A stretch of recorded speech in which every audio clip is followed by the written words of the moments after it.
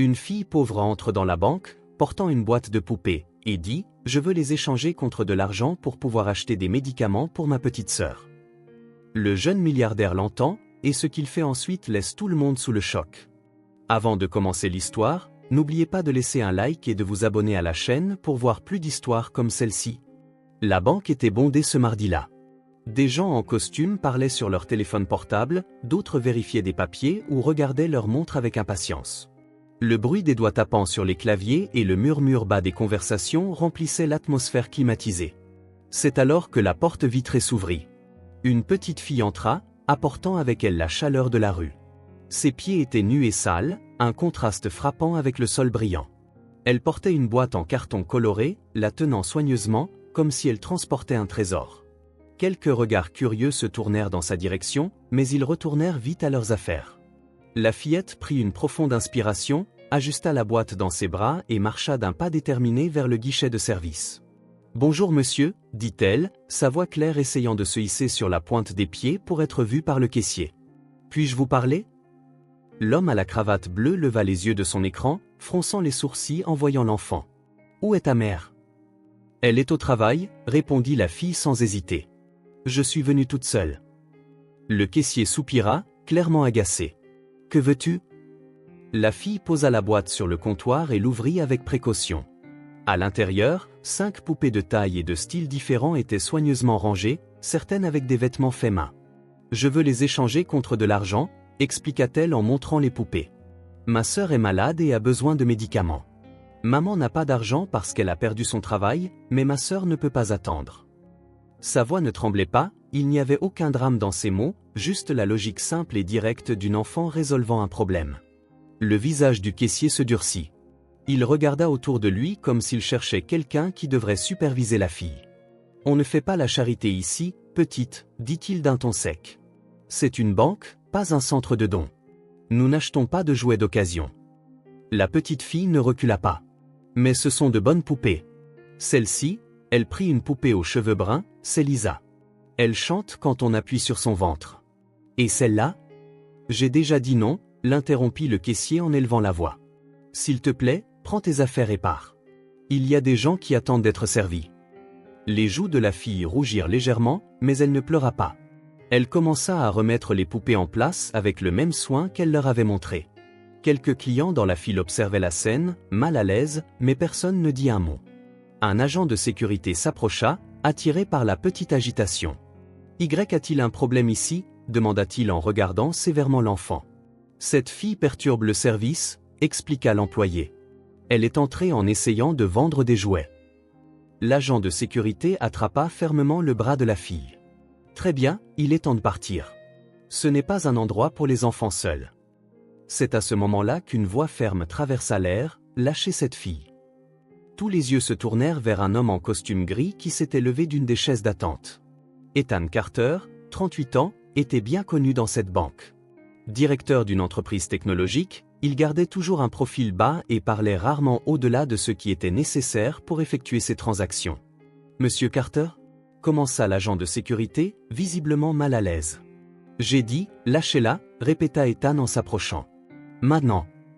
L'agent relâcha sa prise et la fille retira son bras, serrant sa boîte de poupées contre sa poitrine. « Laissez-la tranquille », continua Ethan, regardant directement le caissier. « Cette fille a plus de manières et de courage que beaucoup de gens ici présents. » La banque entière devint silencieuse. Les conversations parallèles s'arrêtèrent, et même le bruit des claviers cessa. Ethan, qui n'intervenait jamais en rien, prenait la défense d'une enfant aux pieds nus que personne d'autre n'avait remarqué. Ethan s'accroupit au niveau des yeux de la fille. Ses yeux, habituellement froids lors des réunions d'affaires, transmettaient maintenant une gentillesse inattendue. « Comment t'appelles-tu » demanda-t-il d'une voix douce. « Emily » répondit-elle, serrant toujours la boîte, mais sans crainte. « Et qu'est-ce qui se passe avec ta petite sœur, Emily ?»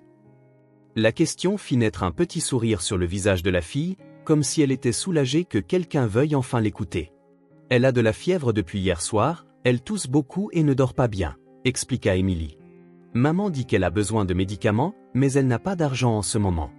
Elle a perdu son travail. J'ai pensé que je pouvais aider. » Ethan regarda la boîte. « Et tu allais abandonner tes poupées pour ça ?» Emily hocha la tête. « Lisa, Penny, Dora, Tina et bébé. Ce sont mes amis, mais ma sœur a plus besoin d'elle maintenant. La banque était toujours silencieuse. Certaines personnes baissèrent les yeux, honteuses. Ethan sortit son portefeuille de sa poche et en retira un billet de $100. Les yeux de la fille s'écarquillèrent. Elle n'avait jamais vu autant d'argent à la fois. « Tu n'as pas besoin d'abandonner tes poupées, » dit-il en plaçant l'argent dans la petite main d'Emily. « Utilise ça pour acheter tout ce qui est nécessaire. » Emily regarda le billet, puis ses poupées, et enfin Ethan. « Vous êtes sûr, monsieur? C'est beaucoup d'argent. » Ethan sourit, un sourire qu'il n'avait pas eu depuis des mois. « J'en suis sûr. » Emily mit l'argent dans la poche de sa robe délavée et ferma la boîte. « Merci, » dit-elle avec une formalité qui semblait déplacée chez quelqu'un d'aussi petit. « Ma sœur va aller mieux maintenant. » Elle se tourna pour partir, puis s'arrêta et regarda le caissier qui l'avait maltraité. « Je suis désolé de vous avoir dérangé, monsieur. » Et elle partit, la boîte de poupées serrée dans ses bras, franchissant les portes vitrées pour retourner dans le monde extérieur. Ethan resta debout, la regardant s'éloigner. Quelque chose s'agita en lui, une sensation qu'il avait oubliée. Sans réfléchir à deux fois, il attrapa sa mallette et se dirigea dans la même direction. Avant de sortir complètement, Ethan s'arrêta à la porte et se retourna. Son regard balaya la banque silencieuse, rencontrant les visages qui le fixaient maintenant. « Vous avez tous vu ce qui s'est passé ici, » dit-il, sa voix calme mais assez ferme pour remplir l'espace. « Une enfant a demandé de l'aide et nous l'avons traitée comme une nuisance. Elle est prête à abandonner ce qu'elle aime pour prendre soin de sa sœur, pendant que nous nous plaignons d'attendre 5 minutes dans une file. » Il regarda directement le caissier, qui semblait maintenant se ratatiner derrière son comptoir. « Peut-être devrions-nous apprendre d'elle ce que signifie vraiment avoir du courage et de la compassion. Le monde extérieur est déjà assez dur sans que nous nous rendions invisibles les uns aux autres. » Personne ne répondit. Certains visages montraient de la honte, d'autres de la réflexion. Ethan n'attendit pas de réaction. Il poussa la porte et sortit, déterminé à rattraper Emily.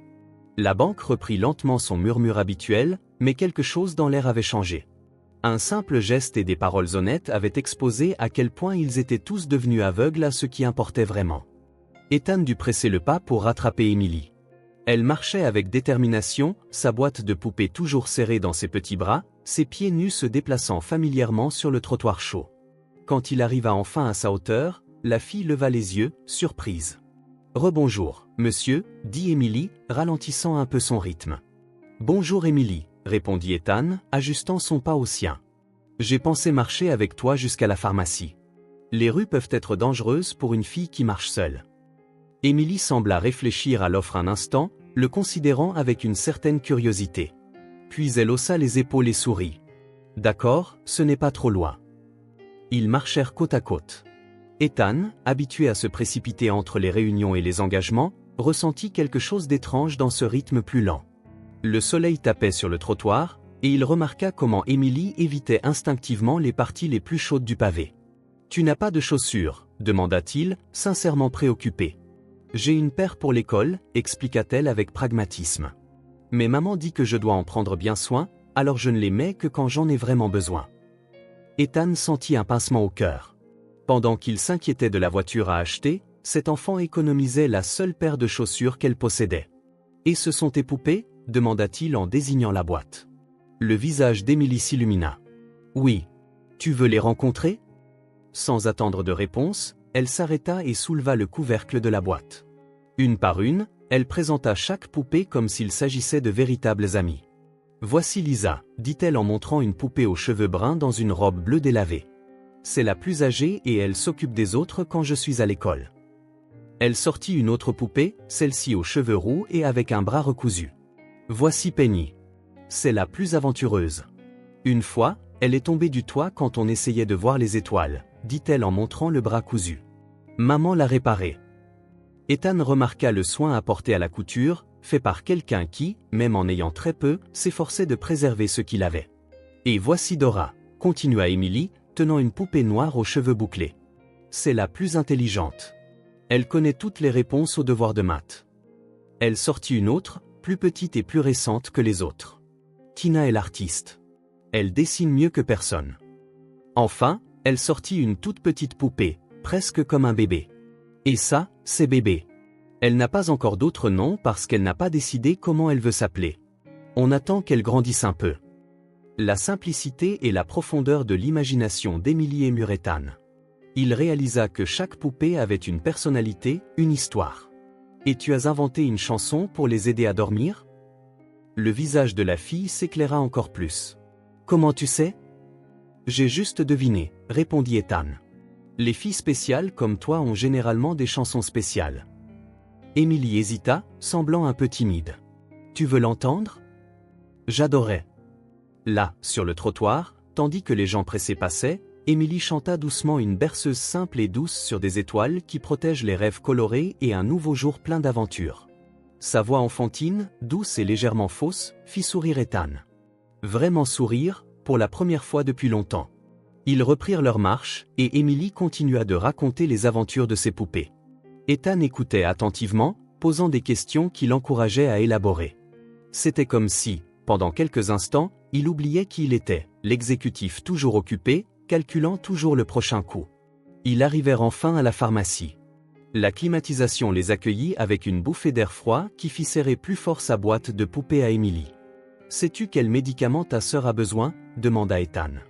Émilie hocha la tête et tira de sa poche un petit morceau de papier plié et replié. Il était un peu sale, mais l'écriture soignée dessus était encore lisible. « Maman l'a écrit ici. C'est pour la fièvre et la toux. » Ethan prit le papier et se dirigea vers le comptoir avec Émilie à ses côtés. Pendant que le pharmacien cherchait les médicaments, la fille observait tout avec des yeux attentifs. « Votre sœur a-t-elle d'autres symptômes que la fièvre et la toux ?» demanda l'homme derrière le comptoir. Avant qu'Ethan puisse dire qu'il ne savait pas, Émilie répondit « Elle a aussi mal à la gorge, et la nuit dernière, elle respirait bizarrement, en faisant un bruit. » Le pharmacien hocha la tête, impressionné par la clarté de sa description. « Cela ressemble à une infection respiratoire. Ces médicaments aideront, mais si elle ne s'améliore pas en 2 jours, elle devra voir un médecin. » Émilie acquiesça sérieusement. « Je le dirai à ma maman. » Pendant que le pharmacien préparait les médicaments, Émilie erra un peu dans le magasin, regardant les étagères. Elle s'arrêta devant un présentoir de bonbons, les lorgnant avec intérêt mais sans rien toucher. « Voudrais-tu du chocolat ?» demanda Ethan en s'approchant d'elle. Elle regarda les sucreries colorées, puis le billet de $100 qu'elle tenait toujours soigneusement. « Non merci, répondit-elle poliment. Je devrais garder l'argent pour le lait cette semaine. » Cette réponse, si adulte venant de quelqu'un d'aussi petit, serra à nouveau le cœur d'Ethan. Il s'accroupit à son niveau. « Émilie, l'argent que je t'ai donné est pour tout ce dont vous avez besoin. Pour les médicaments, pour le lait, et oui, même pour un petit chocolat de temps en temps. » La fille sembla y réfléchir. « Vous êtes sûr ? » ?»« Absolument. » Un petit sourire apparut sur son visage. « Alors, je peux en prendre un pour ma sœur aussi ? Pour quand elle ira mieux ? » « Bien sûr, » répondit Ethan, ressentant une vague d'affection pour cet enfant qui, même avec la chance d'acheter quelque chose pour elle-même, pensait d'abord à partager. À la caisse, Ethan insista pour payer les médicaments, les chocolats, et il ajouta même des vitamines et d'autres articles de base qu'il pensa pouvoir être utiles. Émilie le remercia pour chaque nouvel article mis dans le sac, comme si chacun était un cadeau précieux. Quand ils sortirent de la pharmacie, le soleil tapait toujours fort. Ethan tint la porte pour qu'Émilie puisse passer la première avec sa boîte de poupées et le sac de médicaments. « Tu es très courageuse, tu sais, » dit-il en la regardant avec une admiration sincère. Émilie sourit simplement, un sourire qui semblait plus grand que son petit visage. « J'espère que ta sœur ira bientôt mieux, » continua Ethan. « Moi aussi, » répondit Émilie. « Merci de m'avoir aidé. » Il y eut un moment de silence entre eux. Ce n'était pas inconfortable, mais plein de choses non dites, une connexion qu'aucun d'eux ne s'attendait à trouver en ce jour ordinaire. « Connais-tu le chemin pour rentrer chez toi d'ici ?» demanda Ethan, soudain inquiet de la laisser partir. « Oui. J'habite par là », elle pointa une direction à seulement 3 pâtés de maison. Ethan hocha la tête, toujours réticent. « Alors, prends soin de toi, Émilie. »« Vous aussi, monsieur. » « Ethan, » corrigea-t-il en souriant. « Mon nom est Ethan. »« Au revoir, Ethan, » dit-elle en essayant le nom. « Mes poupées t'aiment bien. » Sur ce, elle se retourna et commença à marcher, équilibrant la boîte et le sac de la pharmacie. Ethan resta là où il était, regardant sa petite silhouette s'éloigner, tourner un coin et disparaître de sa vue. Il resta là plus longtemps qu'il ne l'avait prévu, ressentant quelque chose d'accent grave la fois étrange et familier. Une sensation qu'au milieu de tout son succès professionnel et de ses réalisations matérielles, il avait oublié quelque chose de fondamental. Quelque chose que cette fille, avec ses pieds nus et sa boîte de poupée, semblait porter sans effort. Ethan ne savait pas s'il la reverrait un jour, mais il était certain que, d'une manière ou d'une autre, Emily avait laissé quelque chose d'elle-même avec lui. Un rappel de la simplicité, du courage et de la générosité qu'il n'oublierait pas de sitôt. 3 jours passèrent depuis la rencontre avec Emily. Ethan retourna à sa routine habituelle, réveil matinal, réunions interminables, décisions importantes, dîner en solitaire. Mais quelque chose avait changé. Au milieu des tableurs financiers et des rapports trimestriels, le visage d'Emily continuait d'apparaître dans son esprit, comme un rappel silencieux d'un autre monde qui existait au-delà des murs de verre de son bureau. Le jeudi, lors d'une réunion avec des investisseurs, Ethan se surprit à dessiner de petites étoiles dans la marge de ses notes. Des étoiles comme celles qu'Emily mentionnait dans la berceuse de ses poupées. Son assistant remarqua sa distraction, chose inédite en 6 ans de collaboration. « Tout va bien, Monsieur Carter ?» demanda-t-il discrètement après le départ des investisseurs. « Oui, Robert. Je pensais juste à certaines choses. » Robert hocha la tête, respectant l'espace de son patron mais curieux de ce qui pouvait distraire un homme habituellement si concentré. Ce soir-là, en arrivant dans son appartement au dernier étage d'un immeuble chic, Ethan ressentit le silence différemment. Ce n'était plus le calme confortable d'un environnement organisé selon ses préférences, c'était un vide résonnant. Il s'approcha de la fenêtre, regardant la ville illuminée en contrebas, et se demanda dans laquelle de ces milliers de lumières Emily pouvait se trouver. Si sa sœur allait mieux, si l'argent avait suffi. Le lendemain, Ethan annula ses réunions de l'après-midi, chose qu'il n'avait jamais faite sans raison sérieuse. Il conduisit jusqu'au quartier où il avait laissé Emily, se garant près de la pharmacie. Cela semblait le point de départ logique. Il regarda autour de lui, essayant de se souvenir dans quelle direction elle avait indiqué. 3 pâtés de maison, avait-elle dit. Mais dans quelle direction? La rue était animée, des gens ordinaires vaquant à leurs occupations quotidiennes. Aucun signe d'une petite fille avec une boîte de poupée. Ethan entra dans une petite supérette au coin de la rue. L'homme derrière le comptoir, un monsieur âgé aux cheveux grisonnants, le dévisagea avec curiosité. « Puis-je vous aider ?» Ethan hésita, se sentant étrangement déplacé dans ses vêtements coûteux dans un environnement aussi simple. « Je cherche une petite fille. Elle est petite, cheveux bruns, porte parfois une boîte de poupée. Par ici. » L'homme fronça les sourcils, visiblement méfiant. « Qui veut savoir ?» Ethan réalisa à quel point il semblait suspect. Un homme en costume demandant après une enfant dans un quartier modeste. « Je m'appelle Ethan Carter. Je l'ai rencontré il y a quelques jours, je l'ai aidé à acheter des médicaments pour sa sœur. Je voulais juste savoir si tout va bien. » L'homme continua de le fixer, évaluant sa sincérité. « Je ne connais pas de petite fille avec des poupées. Beaucoup d'enfants passent par ici. » Ethan le remercia et partit, se sentant maladroit. Il n'avait jamais eu à naviguer dans ce genre de situation auparavant. En tant que dirigeant, les gens venaient toujours à lui, essayaient toujours de lui plaire. Ici, il n'était qu'un étranger de plus et un étranger suspect. Il continua à marcher dans le quartier. Il entra dans une boulangerie, une laverie, une autre petite épicerie. Partout, il reçut les mêmes regards méfiants, les mêmes réponses vagues. Personne ne semblait connaître Emily, ou s'il la connaissait, il ne lui faisait pas assez confiance pour le dire. Le 3e jour de recherche, Ethan était sur le point d'abandonner. Il s'assit sur un petit banc de parc, regardant les enfants jouer dans une aire de jeu voisine. Aucune d'elles n'était Emily. Passant une main fatiguée sur son visage, il sentit quelque chose dans sa poche. Il le sortit et vit que c'était une petite carte d'identité scolaire plastifiée. Elle avait dû tomber de la boîte d'Emily quand elle lui avait montré ses poupées, et il ne s'en était pas rendu compte. La carte d'identité portait une petite photo d'elle, souriant timidement. Emily Santos, CE2, y lisait-on en lettres simples. Le nom de l'école était en haut, Jefferson Elementary School. Ethan sentit une étincelle d'espoir. C'était une piste réelle. Il rangea soigneusement la carte d'identité et décida que le lendemain, il irait à cette école. Non pas pour l'aborder là-bas, ce serait encore plus suspect, mais pour essayer de déterminer dans quel quartier de la ville elle pourrait vivre. Le lendemain matin, il conduisit lentement aux alentours de l'école indiquée sur la carte. C'était un bâtiment modeste mais bien entretenu, avec une petite cour où les enfants jouaient avant les cours. Il se gara de l'autre côté de la rue et observa, espérant voir Émilie parmi les enfants qui arrivaient. Après presque une heure, aucun signe d'elle. Une pensée inquiétante traversa l'esprit d'Ethan. Et si sa sœur avait empiré? Et si l'argent n'avait pas suffi? Il ressentit une urgence qu'il ne pouvait expliquer. Ce n'était pas seulement de la curiosité, c'était une préoccupation sincère pour le bien-être de cet enfant qui, en si peu de temps, avait réveillé quelque chose d'oublié en lui. Il retourna dans le quartier où il l'avait vu pour la dernière fois. Cette fois, il entra dans une petite épicerie qu'il avait sautée lors de ses visites précédentes. Une femme d'âge moyen était à la caisse. « Bonjour », dit Ethan, essayant de paraître décontracté. « Je cherche une petite fille nommée Émilie. Émilie Santos. Elle habite par ici. » La femme l'étudia un moment. « Et qui êtes-vous » Ethan soupira, s'attendant déjà à la suspicion. « Je m'appelle Ethan Carter. J'ai aidé Émilie il y a quelques jours. Elle essayait d'acheter des médicaments pour sa sœur et... »« Oh, vous êtes l'homme de la banque » l'interrompit la femme, un air de reconnaissance traversant son visage. Ethan cligna des yeux, surpris. « Comment savez-vous ça » Émilie m'a raconté.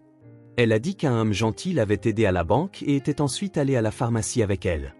La petite Émilie n'arrête pas de raconter comment vous avez sauvé la situation, sourit la femme, se détendant enfin.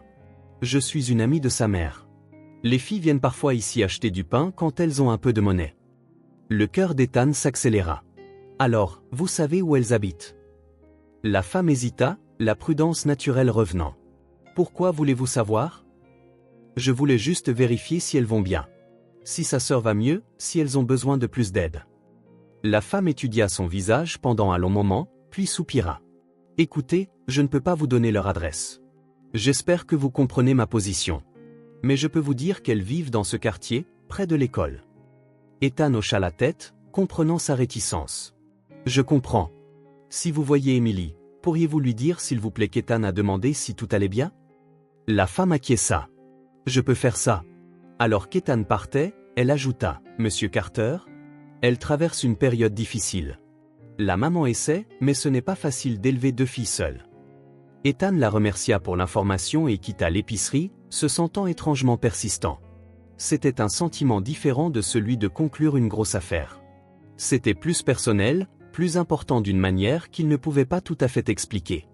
La semaine suivante, Ethan retourna plusieurs fois dans ce quartier.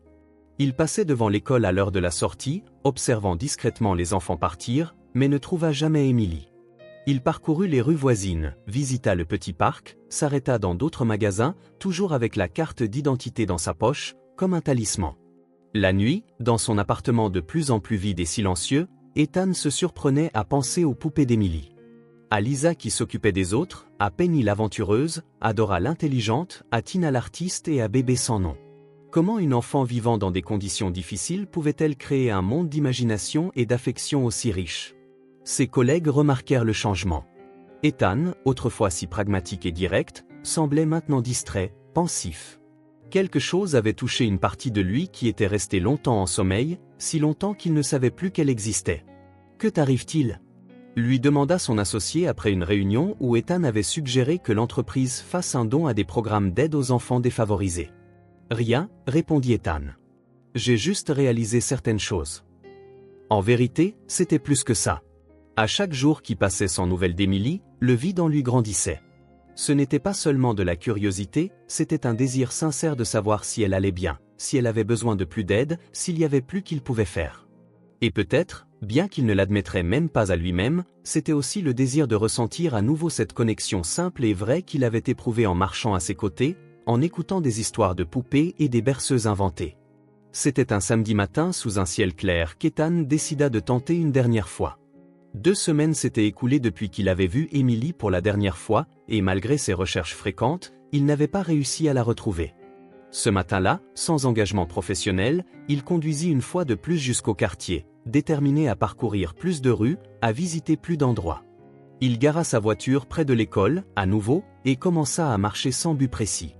Le quartier avait une ambiance différente le week-end, des enfants jouant sur les trottoirs, des adultes discutant sur les perrons, de la musique s'échappant des fenêtres entr'ouvertes.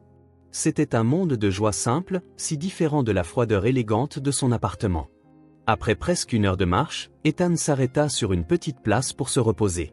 Il était sur le point d'abandonner quand il entendit une voix familière fredonner doucement. Se retournant, il vit Emily assise sur le trottoir devant un vieil immeuble d'appartement. Elle lui tournait le dos, complètement absorbée par ce qu'elle faisait par terre. En s'approchant, Ethan réalisa qu'elle dessinait à la craie de couleur sur le béton, créant un monde vibrant de formes et de personnages. À côté d'elle, ses inséparables poupées étaient disposées comme un public. « Emily » appela-t-il doucement pour ne pas la surprendre. La fille se retourna, les yeux s'écarquillant de reconnaissance immédiate. Un sourire illumina son visage. « Ethan, c'est vraiment toi !» Elle sauta sur ses pieds, essuyant ses mains couvertes de craie sur sa robe déjà colorée.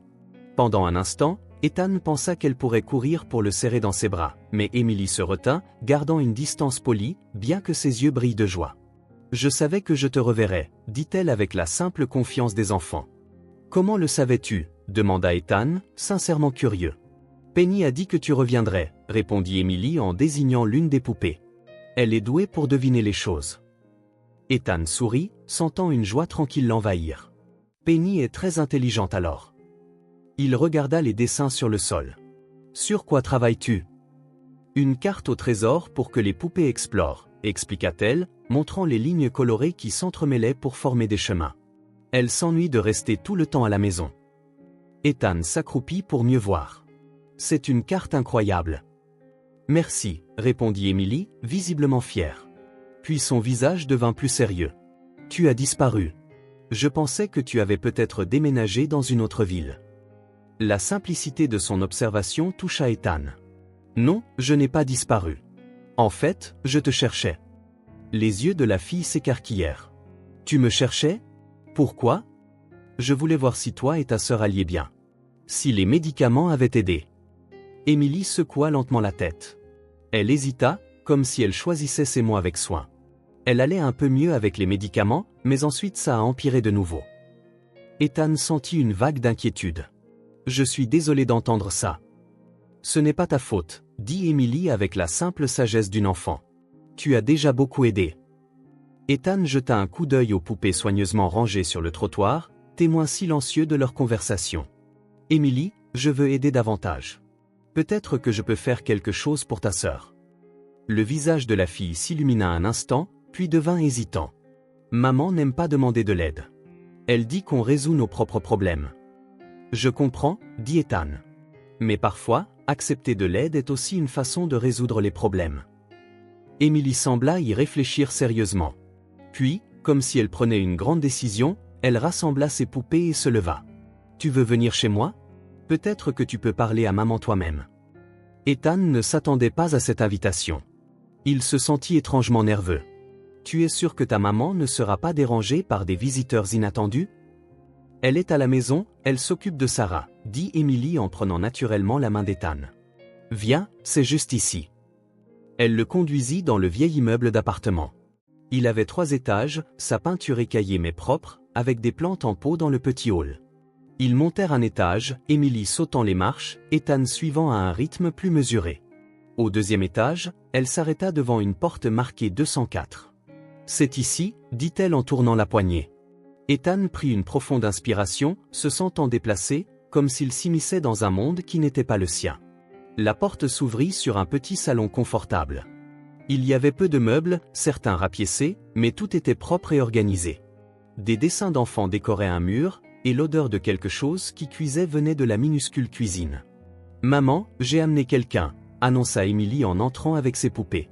Des pas légers vinrent de la cuisine. « Emily, tu sais que tu ne devrais pas ramener d'amis à la maison sans prévenir. Sarah a besoin d'eux ?» La voix s'arrêta brusquement lorsque la femme entra dans le salon. Ethan sentit le monde basculer sous ses pieds. Debout là, une cuillère en bois à la main, se tenait Rachel. Rachel Miller, ou peut-être maintenant Rachel Santos, il n'était pas sûr. Ce dont il était sûr, c'est que ces mêmes yeux verts qu'il avait enchantés 15 ans plus tôt le fixaient maintenant avec un choc absolu. Rachel. Sa première petite amie. Son premier véritable amour. Le temps sembla se figer. Ni Ethan ni Rachel ne pouvaient parler. Emily regarda de l'un à l'autre, confuse par le silence soudain. « Vous vous connaissez » demanda-t-elle enfin. Rachel fut la première à retrouver sa voix, bien qu'elle ait toujours l'air de voir un fantôme. Ethan, murmura-t-elle, presque comme si elle craignait que prononcer son nom à voix haute ne le fasse disparaître. Salut Rachel, réussit-il à dire, le cœur battant dans sa poitrine. Emily les regarda tous les deux, bouche bée. Attendez, vous vous connaissez vraiment? Rachel posa la cuillère sur la table la plus proche, comme si elle avait besoin de se libérer de toute distraction. Ses yeux ne quittèrent pas le visage d'Ethan. Oui, chérie. Nous nous sommes connus il y a longtemps. Très longtemps, ajouta Ethan, toujours abasourdi par l'impossible coïncidence. Le silence revint, lourd de souvenirs non dits, de questions non posées, d'histoires à moitié terminées. Emily rompit le charme. C'est le monsieur dont je t'ai parlé, maman. Celui de la banque qui m'a aidé à acheter les médicaments de Sarah. Elle tira sur la main d'Ethan, inconsciente de la tension entre les adultes. Il veut t'aider à emmener Sarah chez le docteur aujourd'hui. Rachel regarda sa fille, puis à nouveau Ethan, essayant de traiter l'information. C'est toi qui as aidé Emily? L'homme de la banque? Ethan hocha la tête, incapable de formuler des mots plus complexes. C'était comme s'il était retourné dans le temps, redevenu ce jeune homme de 20 ans qui perdait ses mots chaque fois que Rachel entrait dans la pièce. 15 ans s'étaient écoulés. Rachel avait l'air différente, cheveux plus courts, quelques ridules autour des yeux, une subtile fatigue dans son expression qui n'était pas là avant.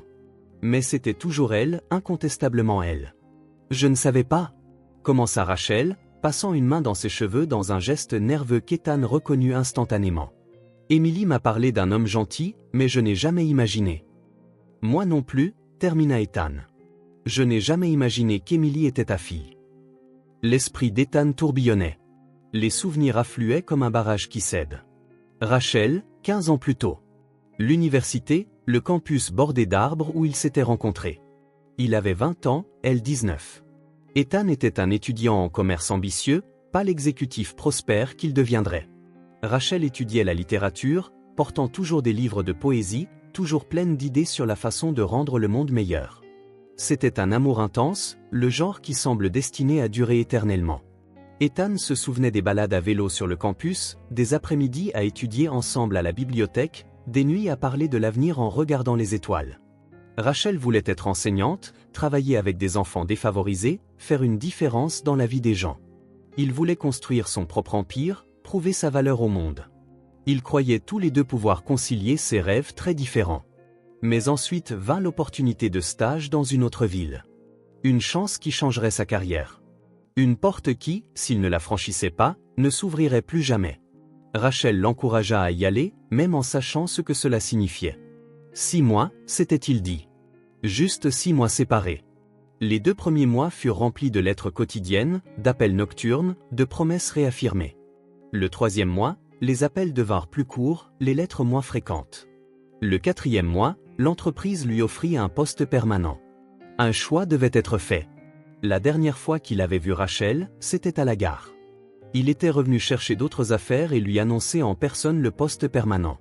Il y avait eu des larmes, des promesses d'essayer à distance, des mots d'amour mêlés à la peur de la séparation. Mais tous deux savaient que leur chemin divergeait. On se reverra, avait dit Rachel ce jour-là. Si c'est censé arriver, l'univers trouvera un moyen. Il retourna dans la nouvelle ville, le nouveau travail. Les lettres devinrent rares, puis cessèrent. Les appels téléphoniques, de plus en plus gênants, finirent par s'arrêter. La vie continua. Et maintenant, 15 ans plus tard, l'univers avait trouvé un moyen. Ethan revint au présent pour trouver Rachel le regardant toujours, comme si elle naviguait aussi dans le même fleuve de souvenirs. « Pourquoi cherchais-tu Emily ?» demanda finalement Rachel, sa voix plus calme mais toujours prudente. Ethan hésita, cherchant les mots justes. Après ce jour à la banque, je n'arrêtais pas de penser à elle. À son courage, à la façon dont elle s'inquiétait pour sa sœur. Je voulais juste voir si tout allait bien, si vous aviez besoin de plus d'aide. De l'autre côté de la pièce, une faible toux se fit entendre. Rachel se tourna immédiatement vers le couloir. « C'est Sarah » dit Emily en tirant Ethan par la main. « Viens, je veux te montrer ma sœur. » « Emily, je ne suis pas sûr que ce soit le meilleur moment » commença Rachel, mais la fille entraînait déjà Ethan dans le petit couloir. « Juste vite, maman. Je veux que Sarah voie qui nous a aidés. » Rachel soupira et les suivit. Ethan se sentit mal à l'aise d'empiéter davantage sur cette maison, sur ses vies, mais il laissa Emily le guider. La chambre était petite, avec 2 lits simples. Sur l'un des lits reposait une fille plus jeune qu'Émilie, couverte jusqu'au cou malgré le fait que la journée ne soit pas froide. Son visage était rouge de fièvre et elle respirait avec une certaine difficulté. « Sarah, regarde qui j'ai amené », annonça Émilie avec enthousiasme, bien qu'en baissant la voix. « C'est Ethan, l'homme qui m'a donné de l'argent pour tes médicaments. » La petite Sarah regarda Ethan avec de grands yeux fiévreux. Elle essaya de sourire mais fut prise d'une autre quinte de toux. Ethan sentit son cœur se serrer. La fille était clairement malade et avait besoin de soins. « Salut Sarah, dit-il doucement. C'est gentil de te rencontrer. » Rachel s'approcha du lit et posa une main sur le front de sa fille. « Elle a de nouveau de la fièvre, dit-elle, l'inquiétude évidente dans sa voix. Les médicaments ont aidé les premiers jours, mais la fièvre est revenue la nuit dernière. » Ethan regarda Rachel, puis Émilie, puis la petite Sarah sur le lit. C'était comme si l'univers avait conspiré pour rassembler toutes ces pièces. Comme si chaque pas qu'il avait fait dans la vie l'avait conduit à ce moment précis. « Rachel, dit-il, retrouvant sa voix plus fermement maintenant. Laisse-moi t'aider. Pas pour ce que nous étions dans le passé, mais pour ce qui se passe maintenant. Je peux t'aider. » Rachel le fixa pendant un long moment. Ethan pouvait voir le conflit dans ses yeux, la fierté luttant contre l'inquiétude maternelle, la méfiance luttant contre le souvenir de ce qu'ils avaient partagé. « S'il te plaît, maman, dit doucement Émilie, tenant la main de sa sœur. Sarah est fatiguée. » Finalement, Rachel hocha la tête. « D'accord, dit-elle, sa voix à peine plus qu'un murmure. Merci. » Ce simple merci contenait bien plus que de la gratitude pour l'offre. C'était une reconnaissance de leur passé commun, une acceptation du présent inattendu, et peut-être, juste peut-être, une petite ouverture vers l'avenir. Ethan regarda les 2 filles, puis de nouveau Rachel. 15 ans plus tôt, ils s'étaient séparés, suivant des chemins différents. Maintenant, le destin les avait réunis, grâce à une rencontre fortuite avec une petite fille et sa boîte de poupées. Retrouver Rachel avait profondément affecté Ethan. Après avoir quitté son appartement la veille, il avait à peine dormi, se tournant et se retournant tandis que les souvenirs du passé se mêlaient à la réalité présente. Voir Rachel après tant d'années, découvrir qu'Émilie était sa fille, rencontrer la petite Sarah, tout semblait faire partie d'un plan plus vaste qu'il ne pouvait entièrement saisir. Le lendemain matin, Ethan décida de passer à leur appartement avant de se rendre au bureau. Il avait proposé son aide et voulait montrer qu'il était sérieux. Il acheta le petit déjeuner dans une boulangerie voisine, du pain frais, du jus d'orange, quelques fruits, et conduisit jusqu'à l'immeuble désormais familier. Il était tôt, juste après 7 heures, et il hésita avant de frapper. Peut-être était-ce trop tôt, peut-être dormait-elle encore. Mais quelque chose le poussa, un sentiment d'urgence qu'il ne pouvait expliquer. Il frappa doucement, espérant ne réveiller personne. À sa surprise, la porte s'ouvrit presque immédiatement. Rachel était entièrement habillée, le visage pâle comme quelqu'un qui n'avait pas dormi de la nuit. « Ethan, » dit-elle, clairement surprise. « Je ne t'attendais pas si tôt. » Il remarqua instantanément que quelque chose n'allait pas.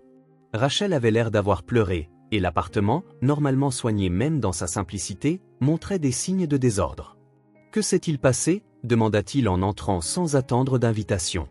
Rachel ferma la porte et passa une main dans ses cheveux dans un geste nerveux. « C'est Sarah. Elle s'est réveillée au milieu de la nuit avec une forte fièvre. Je pensais que c'était quelque chose de simple, peut-être un rhume, mais sa température ne baisse pas. » Ethan sentit un poids dans sa poitrine. « Où est-elle » ? ?»« Dans la chambre. Je viens de lui donner une autre dose de médicaments contre la fièvre, mais ça n'a pas l'air de fonctionner. Honnêtement, elle semble empirer d'heure en heure. » Il laissa le sac du petit déjeuner sur le canapé et se précipita vers la chambre des filles. Sarah gisait dans son lit, le visage rouge vif, les cheveux collés à son front en sueur. Émilie était assise par terre à côté d'elle, divertissant ses poupées près de sa sœur comme pour essayer de la réconforter. « Salut Émilie, » dit doucement Ethan. La fille leva les yeux, l'inquiétude dans le regard. « Sarah ne veut pas jouer, » répondit Émilie, comme si c'était le diagnostic le plus grave possible. Ethan s'approcha du lit. Sarah ouvrit les yeux, sentant sa présence, mais elle semblait ne pas bien le reconnaître, son regard fiévreux et lointain. « Comment te sens-tu, ma chérie ?» demanda-t-il en touchant son front. Il était brûlant. Sarah gémit seulement doucement, incapable de répondre.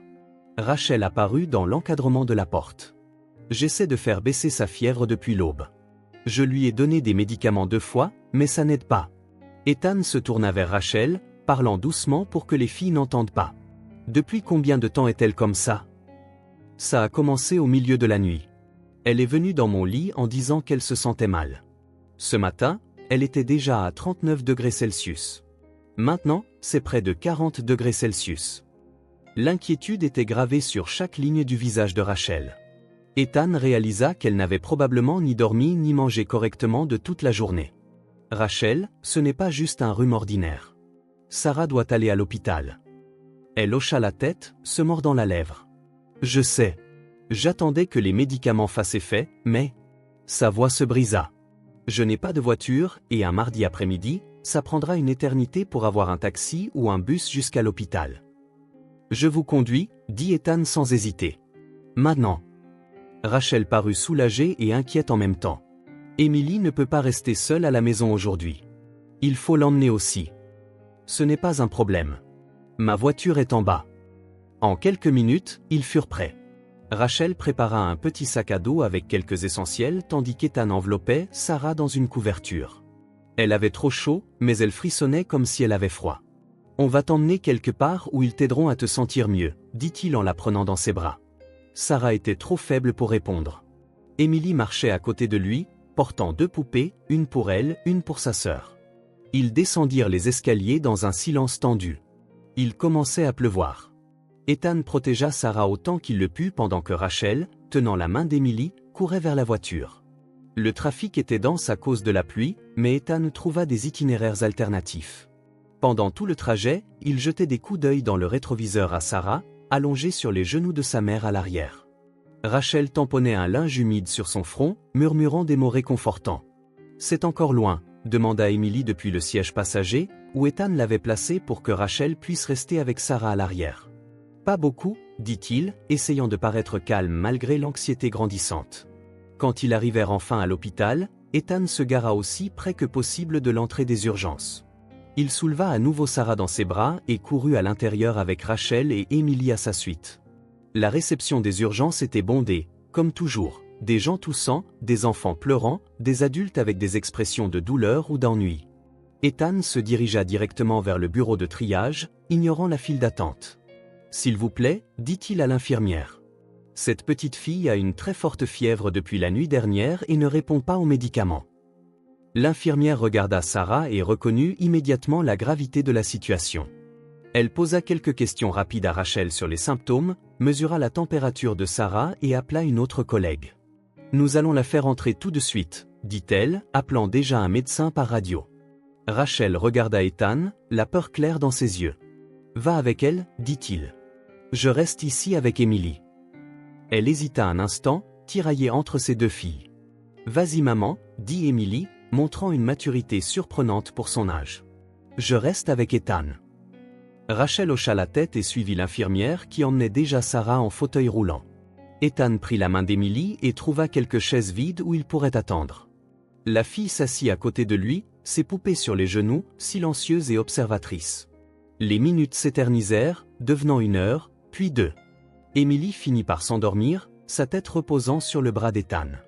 Il resta alerte, les yeux fixés sur la porte par où Rachel et Sarah avaient disparu. Finalement, après presque 3 heures, Rachel sortit. Elle avait l'air épuisée, mais légèrement moins tendue qu'auparavant. « Comment va-t-elle » demanda immédiatement Ethan, essayant de ne pas réveiller Emily. Rachel s'assit à côté de lui, passant la main dans les cheveux de sa fille aînée. « Il l'hospitalise, dit-elle doucement. C'est une infection bactérienne sévère. Il pense que ça a commencé comme une angine non traitée qui s'est propagée.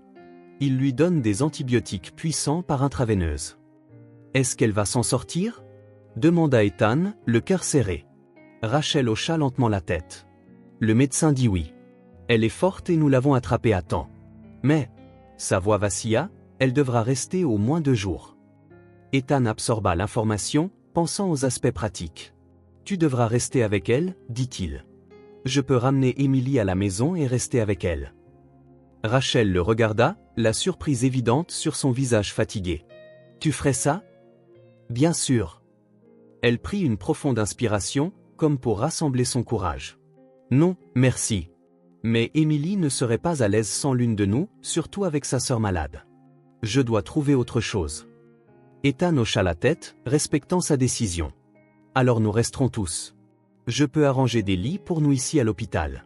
J'ai quelques contacts. Rachel eut l'air sur le point de protester, mais ensuite elle jeta un coup d'œil à Emily endormie et à Ethan, et quelque chose dans ses yeux changea. « Pourquoi fais-tu tout ça » demanda-t-elle doucement. Ethan n'avait pas de réponse simple. Était-ce à cause de leur passé commun?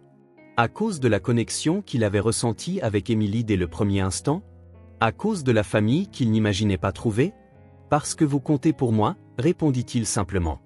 Rachel ne dit rien de plus, mais des larmes emplirent ses yeux. 1 heure plus tard, grâce au contact d'Ethan, ils étaient installés dans une chambre privée où Sarah dormait, branchée à des moniteurs et à une perfusion. Un fauteuil inclinable avait été apporté pour Rachel, et Ethan improvisa un lit pour Emily avec des couvertures supplémentaires. Il faisait déjà nuit quand Emily finit par se rendormir, cette fois à côté de sa sœur sur le lit d'hôpital, malgré les recommandations de l'infirmière. Rachel sortit discrètement dans le couloir, et Ethan la suivit. Dehors, sous les dures lumières fluorescentes de l'hôpital, elle avait l'air particulièrement vulnérable. Elle n'était plus la jeune femme confiante qu'il avait connue à l'université, ni la mère déterminée qu'il avait rencontrée la veille. Elle n'était qu'une femme fatiguée, portant seule un énorme fardeau. « Merci » dit-elle en s'appuyant contre le mur. « Pour tout ça. Il n'y a pas besoin de me remercier. » Le silence s'installa de nouveau entre eux, mais il était différent d'avant. Il y avait une ouverture maintenant, une invitation. « Je n'aurais jamais imaginé que les choses tourneraient comme ça », dit finalement Rachel en regardant ses propres mains. Quand nous rêvions de l'avenir, à l'époque, rien de tout ça ne faisait partie du plan. Ethan hocha la tête, lui laissant l'espace pour continuer. « J'ai rencontré David 3 ans après notre rupture, poursuivit-elle. Il était enseignant, comme je voulais l'être. Il semblait stable, fiable. Nous nous sommes mariés rapidement. Emily est née 1 an plus tard. » Elle prit une profonde inspiration, comme pour rassembler des forces pour la suite. Les choses allaient bien au début. Ou du moins, je le pensais. Quand je suis tombée enceinte de Sarah, quelque chose a changé. David est devenu distant, irritable. Je pensais que c'était juste le stress d'un 2e enfant. Rachel fit une pause, le regard perdu dans ses souvenirs. 3 semaines après la naissance de Sarah, il est sorti acheter des couches et n'est jamais revenu. Il a laissé une note disant qu'il n'en pouvait plus, que ce n'était pas la vie qu'il voulait. Ethan sentit une vague de colère monter contre cet homme qu'il ne connaissait même pas. Au début, ce fut le choc. Puis vint le désespoir pratique. Les factures, le loyer, 2 petites filles. J'ai dû quitter mon travail à l'école car je n'avais personne pour les garder. J'ai essayé de donner des cours particuliers à la maison pendant un moment, mais c'est devenu de plus en plus difficile. Les larmes commencèrent à couler silencieusement. Le pire, ce n'est pas les difficultés financières, tu sais. C'est la peur. La peur constante de ne pas pouvoir les protéger, d'échouer en tant que mère. Qu'elle tombe malade comme Emily vient de le faire, et que je ne puisse rien faire. Sa voix se brisa et ses épaules commencèrent à trembler de sanglots longtemps contenus. Ethan ne dit rien. Aucun mot ne pouvait soulager cette douleur, ce poids. Au lieu de cela, il tendit la main et toucha doucement son bras. Un simple geste montrant qu'il était là. Rachel pleura doucement, des larmes d'années de lutte solitaire, de nuits blanches d'inquiétude, de repas sautés pour que ses filles puissent manger. Elle ne pleurait pas par faiblesse, mais par soulagement de partager enfin le fardeau. Quand ses larmes se calmèrent, elle ne repoussa pas le contact d'Ethan. Ils restèrent là, côte à côte dans le couloir de l'hôpital, connectés par quelque chose au-delà des mots.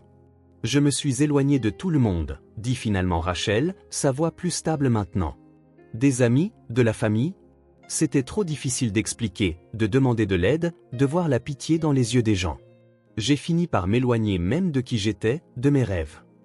Ethan écoutait attentivement, reconnaissant que ce moment de vulnérabilité était un cadeau de confiance. Mes filles sont tout pour moi maintenant. Je ferai n'importe quoi pour elles. C'est pourquoi c'était si difficile d'accepter ton aide. Je n'y suis plus habitué. Je ne sais plus comment faire. Tu n'as pas à le faire seul, dit enfin Ethan, ses premiers mots depuis qu'elle avait commencé à parler. Pas maintenant. Rachel le regarda, vraiment regardé, comme si elle le voyait pour la première fois depuis leur retrouvaille. Il y avait quelque chose de nouveau dans ses yeux. Pas seulement de la gratitude, pas de la reviviscence du passé, mais une possibilité. Rentrons à l'intérieur, dit-elle doucement. Je veux être là quand Emily se réveillera. Ethan hocha la tête, lui tenant la porte. Le silence entre eux ne contenait plus de tension ni de questions sans réponse. Juste une compréhension mutuelle, un présent partagé, et peut-être, juste peut-être, le premier aperçu d'un avenir possible. Après 3 jours à l'hôpital, Sarah fut enfin autorisée à sortir. Le médecin expliqua que l'infection était sous contrôle, mais qu'elle devrait continuer le traitement à la maison pendant au moins une semaine. Il tendit à Rachel une ordonnance pour des antibiotiques et des instructions de soins. Elle a besoin de beaucoup de repos et doit prendre tous ses médicaments à l'heure, dit le médecin en signant les papiers de sortie. Et si la fièvre revient, n'hésitez pas à revenir immédiatement. Rachel hocha la tête, tenant soigneusement les papiers comme s'ils étaient un trésor. Elle avait l'air épuisée, mais un soulagement évident se lisait sur son visage. À côté d'elle, Emily sautillait pratiquement d'excitation à l'idée de rentrer enfin à la maison. Ethan, qui avait pris des jours de congé pendant cette période pour rester avec elle à l'hôpital, proposa de les conduire. Sur le chemin, il fit un rapide arrêt à une pharmacie pour acheter les médicaments prescrits. Rachel tenta de protester quand il paya, mais Ethan se contenta de sourire et de glisser le reçu dans sa poche sans en faire tout un plat. Une fois arrivée à l'appartement, Sarah était presque endormie sur la banquette arrière, encore faible de son séjour à l'hôpital. Ethan la souleva délicatement et la porta à l'étage, tandis que Rachel et Emily suivaient avec les quelques affaires qu'elles avaient emportées à l'hôpital. L'appartement était exactement comme ils l'avaient laissé, montrant les signes de leur départ précipité. Ethan déposa doucement Sarah sur le lit, arrangeant les oreillers pour qu'elle soit à l'aise. La petite fille ouvrit brièvement les yeux, lui souriant avant de se rendormir. Rachel commença à organiser les médicaments dans la cuisine, les séparant par horaire. Emily tira Ethan par la main dans le salon, lui montrant les dessins qu'elle avait faits à l'hôpital pour décorer la chambre de sa sœur. « Je veux en faire plus, dit-elle, attrapant déjà ses crayons de couleur, pour que tout soit joli quand elle se réveillera. Ethan resta un moment, aidant Emily avec ses dessins, vérifiant si Rachel avait besoin de quelque chose. Au moment où il dit enfin au revoir, il faisait déjà nuit. Dans le couloir de l'immeuble, Rachel l'accompagna jusqu'à l'escalier.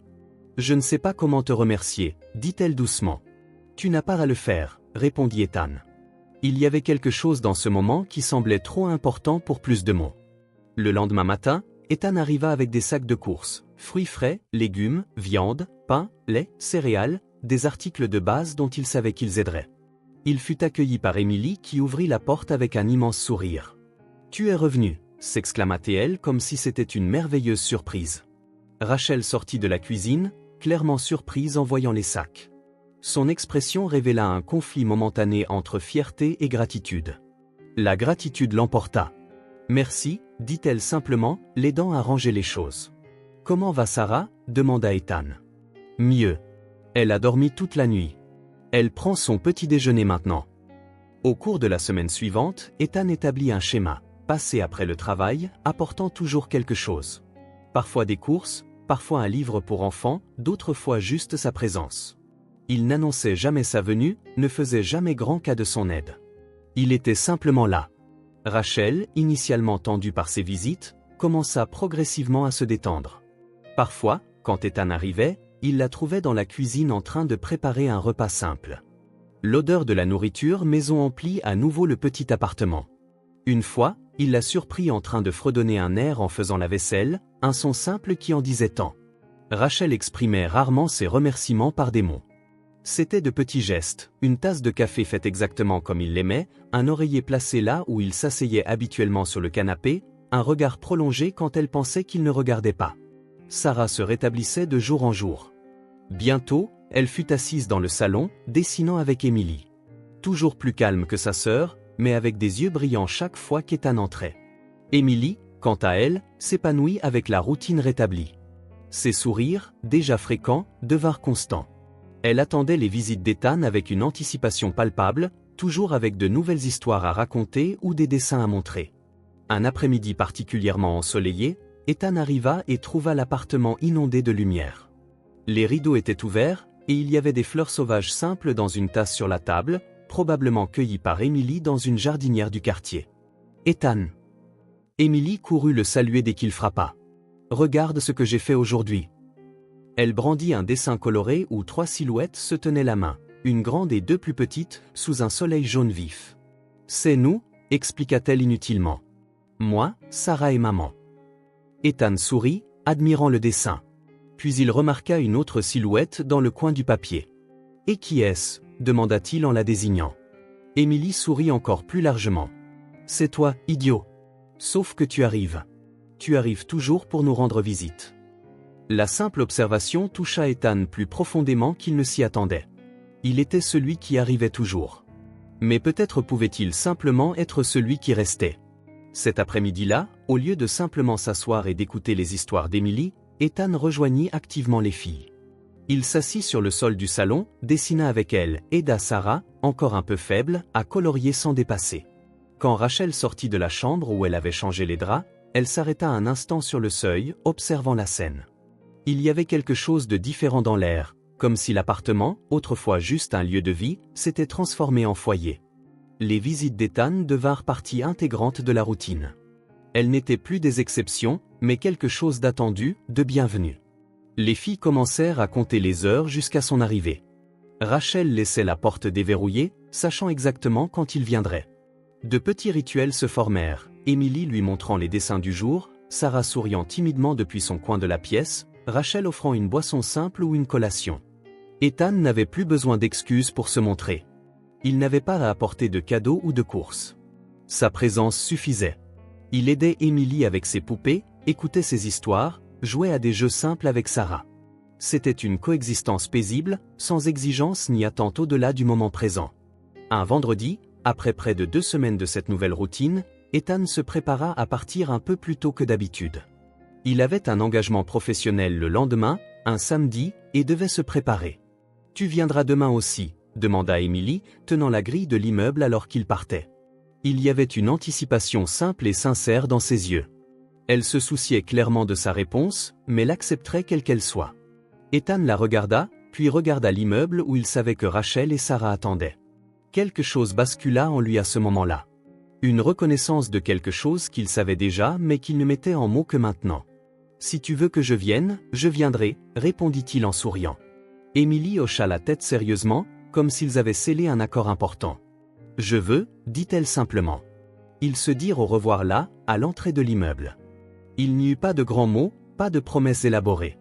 Juste un accord silencieux, une compréhension mutuelle que quelque chose se formait entre eux. Pas seulement entre Ethan et Émilie, mais entre Ethan et cette petite famille qui, contre toute attente, avait trouvé son chemin vers lui. En retournant à sa voiture, Ethan sentit une légèreté qu'il n'avait pas connue depuis des années. Il jeta un dernier coup d'œil en arrière, voyant Émilie toujours à la grille, lui faisant signe.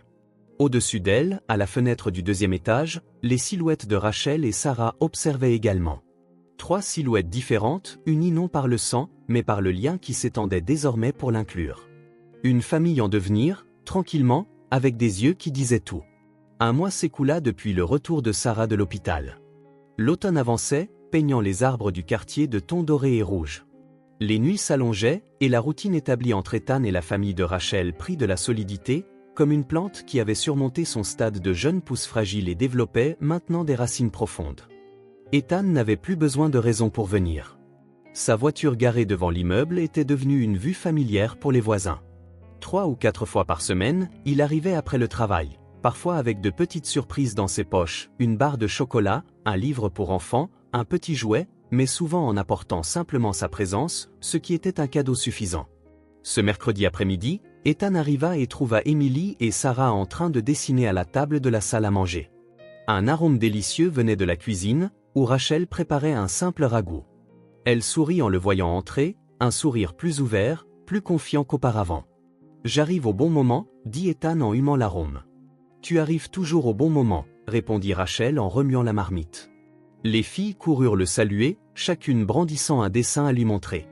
Sarah, complètement remise de l'infection, était redevenue l'enfant calme mais observatrice qu'elle était auparavant, tandis qu'Émilie était toujours la pipelette qui remplissait chaque silence d'histoire. Après le dîner, alors que les filles étaient déjà dans leur chambre à se préparer pour le lit, Ethan aida Rachel à faire la vaisselle. C'était une danse silencieuse qu'ils avaient perfectionnée. Elle lavait, il séchait, et le monde semblait tourner juste au bon rythme pendant ces moments. « Rachel, » dit Ethan en rangeant la dernière assiette dans le placard. « Puis-je te parler de quelque chose ?» Elle s'essuya les mains sur un torchon et se tourna vers lui, une légère tension dans les épaules, comme si elle s'attendait à de mauvaises nouvelles. « Bien sûr. » Ethan hésita, choisissant ses mots avec soin. J'ai beaucoup réfléchi à votre situation. Et à vous toutes. Rachel croisa les bras, une posture défensive automatique. Qu'en est-il de nous? Je veux aider de manière plus concrète. Pas seulement en apportant des courses ou en restant avec les filles. Elle le regarda avec lassitude. Qu'est-ce que tu veux dire? Ethan prit une profonde inspiration. Il savait qu'il entrait en terrain sensible, que la fierté de Rachel était l'une des rares choses qu'elle avait réussi à préserver à travers tant d'épreuves. Je veux t'aider à te remettre sur pied. Pas comme de la charité, mais comme un partenariat. Rachel ne répondit pas tout de suite. Ses yeux scrutèrent le visage d'Ethan, cherchant le moindre soupçon de pitié ou de condescendance. N'en trouvant aucun, elle se détendit un peu. Quel genre de partenariat? Ethan sortit quelque chose de la poche de son manteau. Une carte rectangulaire portant le logo d'une grande chaîne de supermarchés. Pour commencer, ceci. C'est une carte de crédit de supermarché. J'y ai fixé une limite mensuelle, suffisante pour les besoins de base de vous trois. Rachel regarda la carte comme si c'était quelque chose d'étrange, potentiellement dangereux. Elle ne la prit pas. Ethan, je sais ce que tu vas dire, l'interrompit-il doucement. Que tu ne peux pas accepter, que tu trouveras un moyen, que tu l'as fait seule pendant si longtemps. Et j'admire ta force, Rachel, vraiment. Mais parfois, la chose la plus courageuse n'est pas de refuser l'aide, c'est de l'accepter. Elle continua de regarder la carte, le conflit visible sur son visage. Je ne veux rien devoir à personne, dit-elle enfin, la voix basse. Tu ne me dois rien, répondit Ethan. Et ce n'est pas un prêt, pas quelque chose à rembourser. C'est juste un pont pour que tu puisses traverser jusqu'à ce que tu arrives là où tu dois être.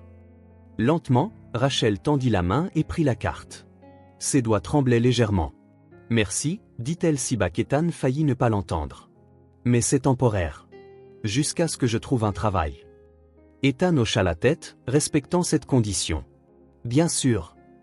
Cette nuit marqua un changement subtil mais significatif. Les jours suivants, quand Ethan venait, il remarquait de petits signes d'un peu plus d'abondance, des fruits frais dans la corbeille, quelques nouveaux livres sur l'étagère des filles, une nouvelle paire de chaussures que Sarah portait fièrement. Rachel utilisait la carte avec parcimonie, uniquement pour l'essentiel, mais même ainsi, la différence était notable. Une semaine après cette conversation, Ethan arriva plus tôt que d'habitude. Il trouva Rachel seule dans l'appartement, les filles étant à l'école. Elle semblait nerveuse, triant des papiers sur la table de la salle à manger. « Tout va bien ?» demanda-t-il, inquiet. Rachel soupira. « J'essaie d'organiser mon CV. L'école publique voisine recrute des assistants pour la bibliothèque, mais ça fait si longtemps que je n'ai pas eu d'emploi formel que je ne sais pas par où commencer. » Ethan s'assit à côté d'elle, regardant les papiers. « Puis-je aider ?» Rachel hésita, puis poussa les papiers vers lui. « S'il te plaît. » Ils passèrent l'après-midi à reconstruire son CV. Rachel avait été enseignante pendant quelques années avant la naissance d'Emily, possédait un diplôme universitaire en littérature et avait de l'expérience en tutorat. Alors qu'elle parlait de son passé professionnel, Ethan vit une étincelle dans ses yeux qu'il n'avait pas vue depuis longtemps. « Tu aimes vraiment enseigner, n'est-ce pas ?» demanda-t-il en l'observant. « Toujours » confessa Rachel. « Il y a quelque chose de magique à regarder quelqu'un apprendre, à faire partie de ce processus. » Quand ils eurent terminé, Rachel semblait plus confiante. Ils convinrent qu'elle soumettrait le CV le lendemain à l'école publique. Mais quand Ethan retourna à son bureau ce soir-là, il ne put s'arrêter de penser. La passion dans les yeux de Rachel lorsqu'elle parlait d'enseignement avait déclenché une idée dans son esprit. Le lendemain matin, au lieu de se rendre directement à sa réunion prévue, Ethan fit un petit détour. Il connaissait assez bien le directeur de Barrett Academy, une école privée réputée de la ville. Il y a des années, son entreprise avait financé la rénovation de la bibliothèque de l'institution, et depuis lors, ils avaient gardé une relation cordiale.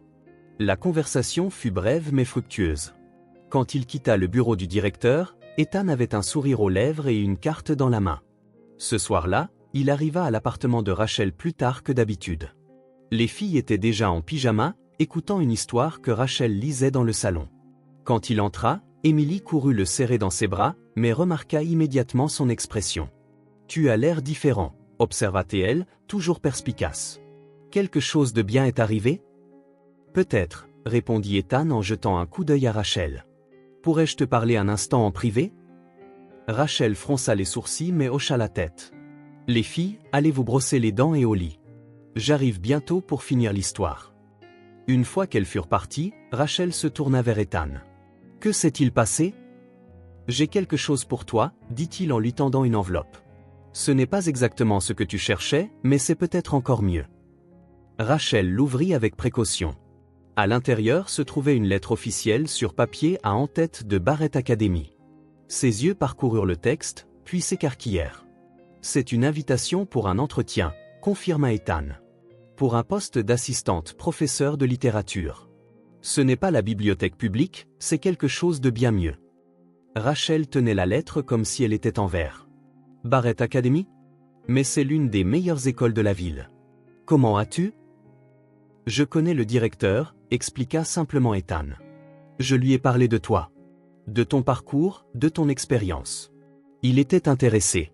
Le reste dépend de toi. De l'entretien. Je ne suis pas sûre d'être prête, murmura Rachel, la peur s'insinuant dans sa voix. Ça fait si longtemps? Ethan s'approcha et lui toucha doucement le bras. Tu es plus que prête. J'ai vu ton visage quand tu parlais d'enseignement. Tu es née pour ça, Rachel. À ce moment-là, Emily jeta un coup d'œil depuis la porte de la chambre. Maman, tu pleures? Rachel n'avait pas réalisé les larmes silencieuses qui coulaient sur ses joues. Elle les essuya rapidement. Ce n'est rien, ma chérie. Ce sont des larmes de joie. Des larmes de joie, répéta Emily, confuse. Comment des larmes peuvent-elles être joyeuses? Rachel sourit, un sourire qui illumina tout son visage. Parfois, on pleure parce qu'on est si heureux que le bonheur ne tient plus à l'intérieur. Il doit sortir d'une manière ou d'une autre. Emily y réfléchit sérieusement, puis sourit à son tour. Alors tu es vraiment heureuse? Je le suis, confirma Rachel, regardant Ethan avec une gratitude au-delà des mots. Très heureuse. Dans les jours précédant l'entretien, Rachel oscilla entre confiance et anxiété. Ethan la trouvait souvent en train de relire ses vieux livres de littérature, de prendre des notes, de se préparer comme pour l'examen le plus important de sa vie. La veille de l'entretien, il arriva avec un cadeau. Tu n'aurais pas dû, dit Rachel en ouvrant le paquet pour trouver un blazer simple mais élégant. C'est juste pour porter chance, répondit Ethan. Bien que tu n'aies pas besoin de chance. Tu as seulement besoin d'être toi-même. Le matin de l'entretien se leva clair, le soleil doux. Ethan avait proposé de garder les filles après l'école pour que Rachel puisse prendre son temps. Quand elle quitta l'appartement, portant le nouveau blazer et tenant son CV, elle ressemblait à une version plus forte d'elle-même, comme si elle avait renoué avec la femme confiante qu'elle était autrefois. Les heures s'éternisèrent pour Ethan, qui essaya de travailler mais ne pouvait se concentrer. À 15 heures, il alla chercher les filles à l'école comme convenu. Emily était anxieuse, demandant chaque minute si sa mère avait appelé. Sarah, plus calme, serrait juste sa poupée préférée comme si cela pouvait influencer le résultat. Il faisait presque nuit quand ils entendirent des pas dans l'escalier. Tous les trois, Ethan et les filles, étaient dans le salon, faisant semblant de regarder un dessin animé mais attendant clairement. Quand la porte s'ouvrit, Rachel entra avec une expression indéchiffrable. « Maman !» s'exclama Emily en courant vers elle. « Qu'est-ce qui s'est passé? Tu l'as eu ?» Rachel regarda sa fille, puis Sarah qui s'était approchée timidement, et enfin Ethan, qui attendait à quelques pas, essayant de ne pas montrer sa propre anxiété. Un lent sourire commença à se former sur les lèvres de Rachel. Petit au début, puis grandissant jusqu'à illuminer tout son visage. « Je l'ai eu », dit-elle simplement. La réaction fut immédiate. Emily poussa un cri de joie, sautant dans la pièce. Sarah, même sans bien comprendre, sourit au bonheur de sa mère. Et Ethan? Ethan sentit quelque chose s'épanouir en lui, un sentiment d'accomplissement qu'il n'avait pas connu depuis très longtemps. Rachel expliqua qu'elle commencerait la semaine suivante, avec des horaires correspondant à ceux de l'école des filles. Le salaire était bon, meilleur que ce à quoi elle s'attendait, et il y avait des possibilités d'évolution. Le directeur a dit qu'il était impressionné, raconta-t-elle en préparant du chocolat chaud pour tout le monde afin de célébrer. Il a dit que ma connaissance de la littérature classique était exceptionnelle et il a particulièrement aimé mon idée de club de lecture pour les plus jeunes élèves. Il y avait quelque chose de nouveau dans les mouvements de Rachel. Une confiance, une certitude qui n'était pas là avant. Elle se déplaçait légèrement dans la cuisine, comme si un poids invisible avait été levé de ses épaules. Plus tard dans la nuit, quand les filles allèrent enfin se coucher, épuisées par l'excitation de la journée, Rachel et Ethan s'assirent seuls sur le petit balcon de l'appartement. Le ciel nocturne était clair, les bruits de la ville semblant lointains, comme s'il ne pouvait pas s'immiscer dans ce moment. Merci, dit Rachel en rompant le silence. Pas seulement pour l'opportunité, mais pour avoir cru que je pouvais le faire. Ethan secoua la tête. Tout ce que j'ai fait, c'est ouvrir une porte. Tu l'as franchie toute seule. Pourtant. Rachel le regarda, ses yeux verts reflétant le clair de lune. Tu sais ce que j'ai ressenti aujourd'hui, assise dans cette salle d'entretien? Pour la première fois depuis des années, j'ai eu l'impression de contrôler à nouveau mon propre avenir. Comme si je ne réagissais pas seulement à la vie, mais que je faisais des choix actifs. C'est comme ça que ça devrait être, répondit doucement Ethan. Rachel sourit, un sourire sincère qui atteignit ses yeux.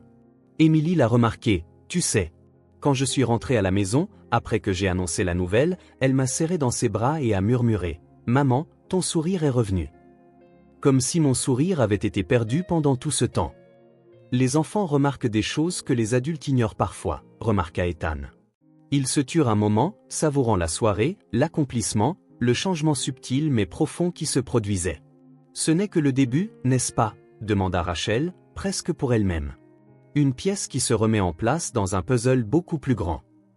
Ethan hocha la tête, comprenant exactement ce qu'elle voulait dire. Le nouvel emploi n'était pas seulement un emploi, c'était une affirmation de valeur, un premier pas sur un chemin de rétablissement, pas seulement financier, mais émotionnel. Un pas à la fois, dit-il. Sans se presser. Rachel regarda de nouveau à l'intérieur de l'appartement où ses filles dormaient paisiblement, puis Ethan. Il y avait une nouvelle détermination dans ses yeux. Un pas à la fois, répéta-t-elle. Mais maintenant, je sais que je marche dans la bonne direction.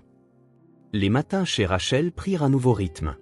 Ils n'étaient plus marqués par l'anxiété de ce qui pourrait arriver, mais par le rythme confortable d'une routine qui avait enfin un sens. À 6h30, le réveil sonnait. Rachel se levait la première, préparait le petit déjeuner pendant que les filles se réveillaient lentement.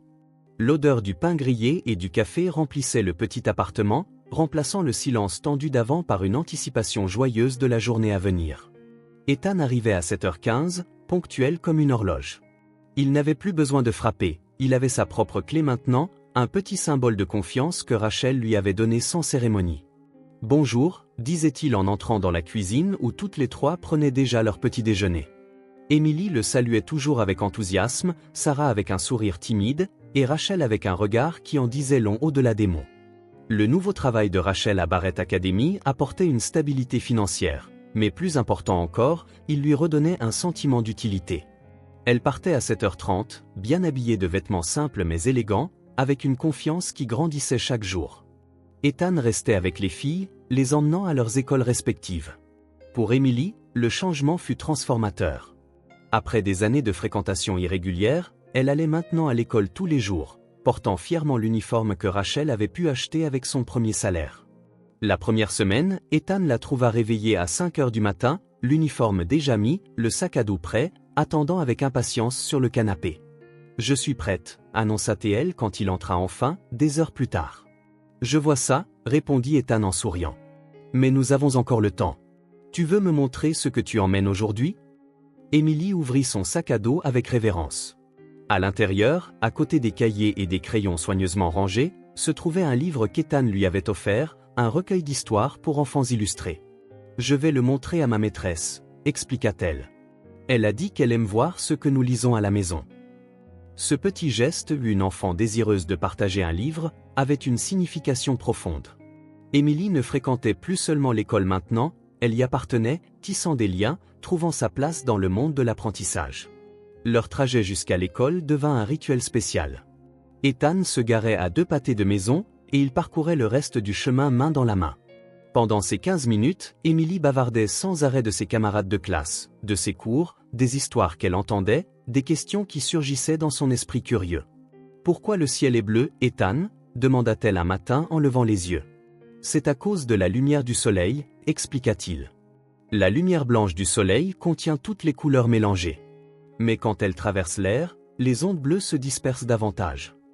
Émilie écoutait attentivement, absorbant chaque mot.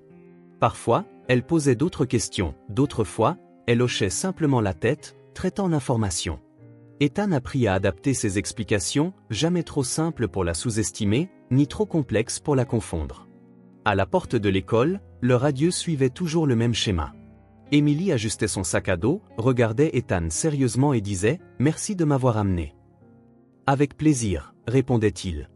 Un câlin rapide, et elle courait rejoindre ses amis, se retournant une dernière fois pour faire un signe avant d'entrer. Pour Sarah, les changements furent également significatifs. À 4 ans, elle était encore trop jeune pour l'école régulière, mais Ethan trouva une excellente garderie communautaire à proximité.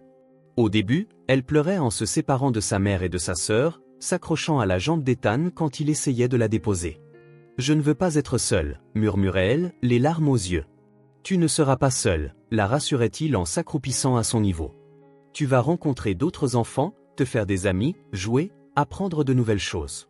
Et à la fin de la journée, je reviendrai te chercher. Toujours. » Ce mot, « toujours », semblait fonctionner comme par magie. Sarah prenait une profonde inspiration, essuyait ses larmes et entrait dans la garderie d'un pas hésitant. Au fil du temps, les larmes disparurent, remplacées par un sourire timide quand elle voyait ses amis. Pour Rachel, cet arrangement apporta plus qu'un soulagement pratique. C'était une chance de se redécouvrir en tant que professionnelle et en tant que femme, pas seulement en tant que mère.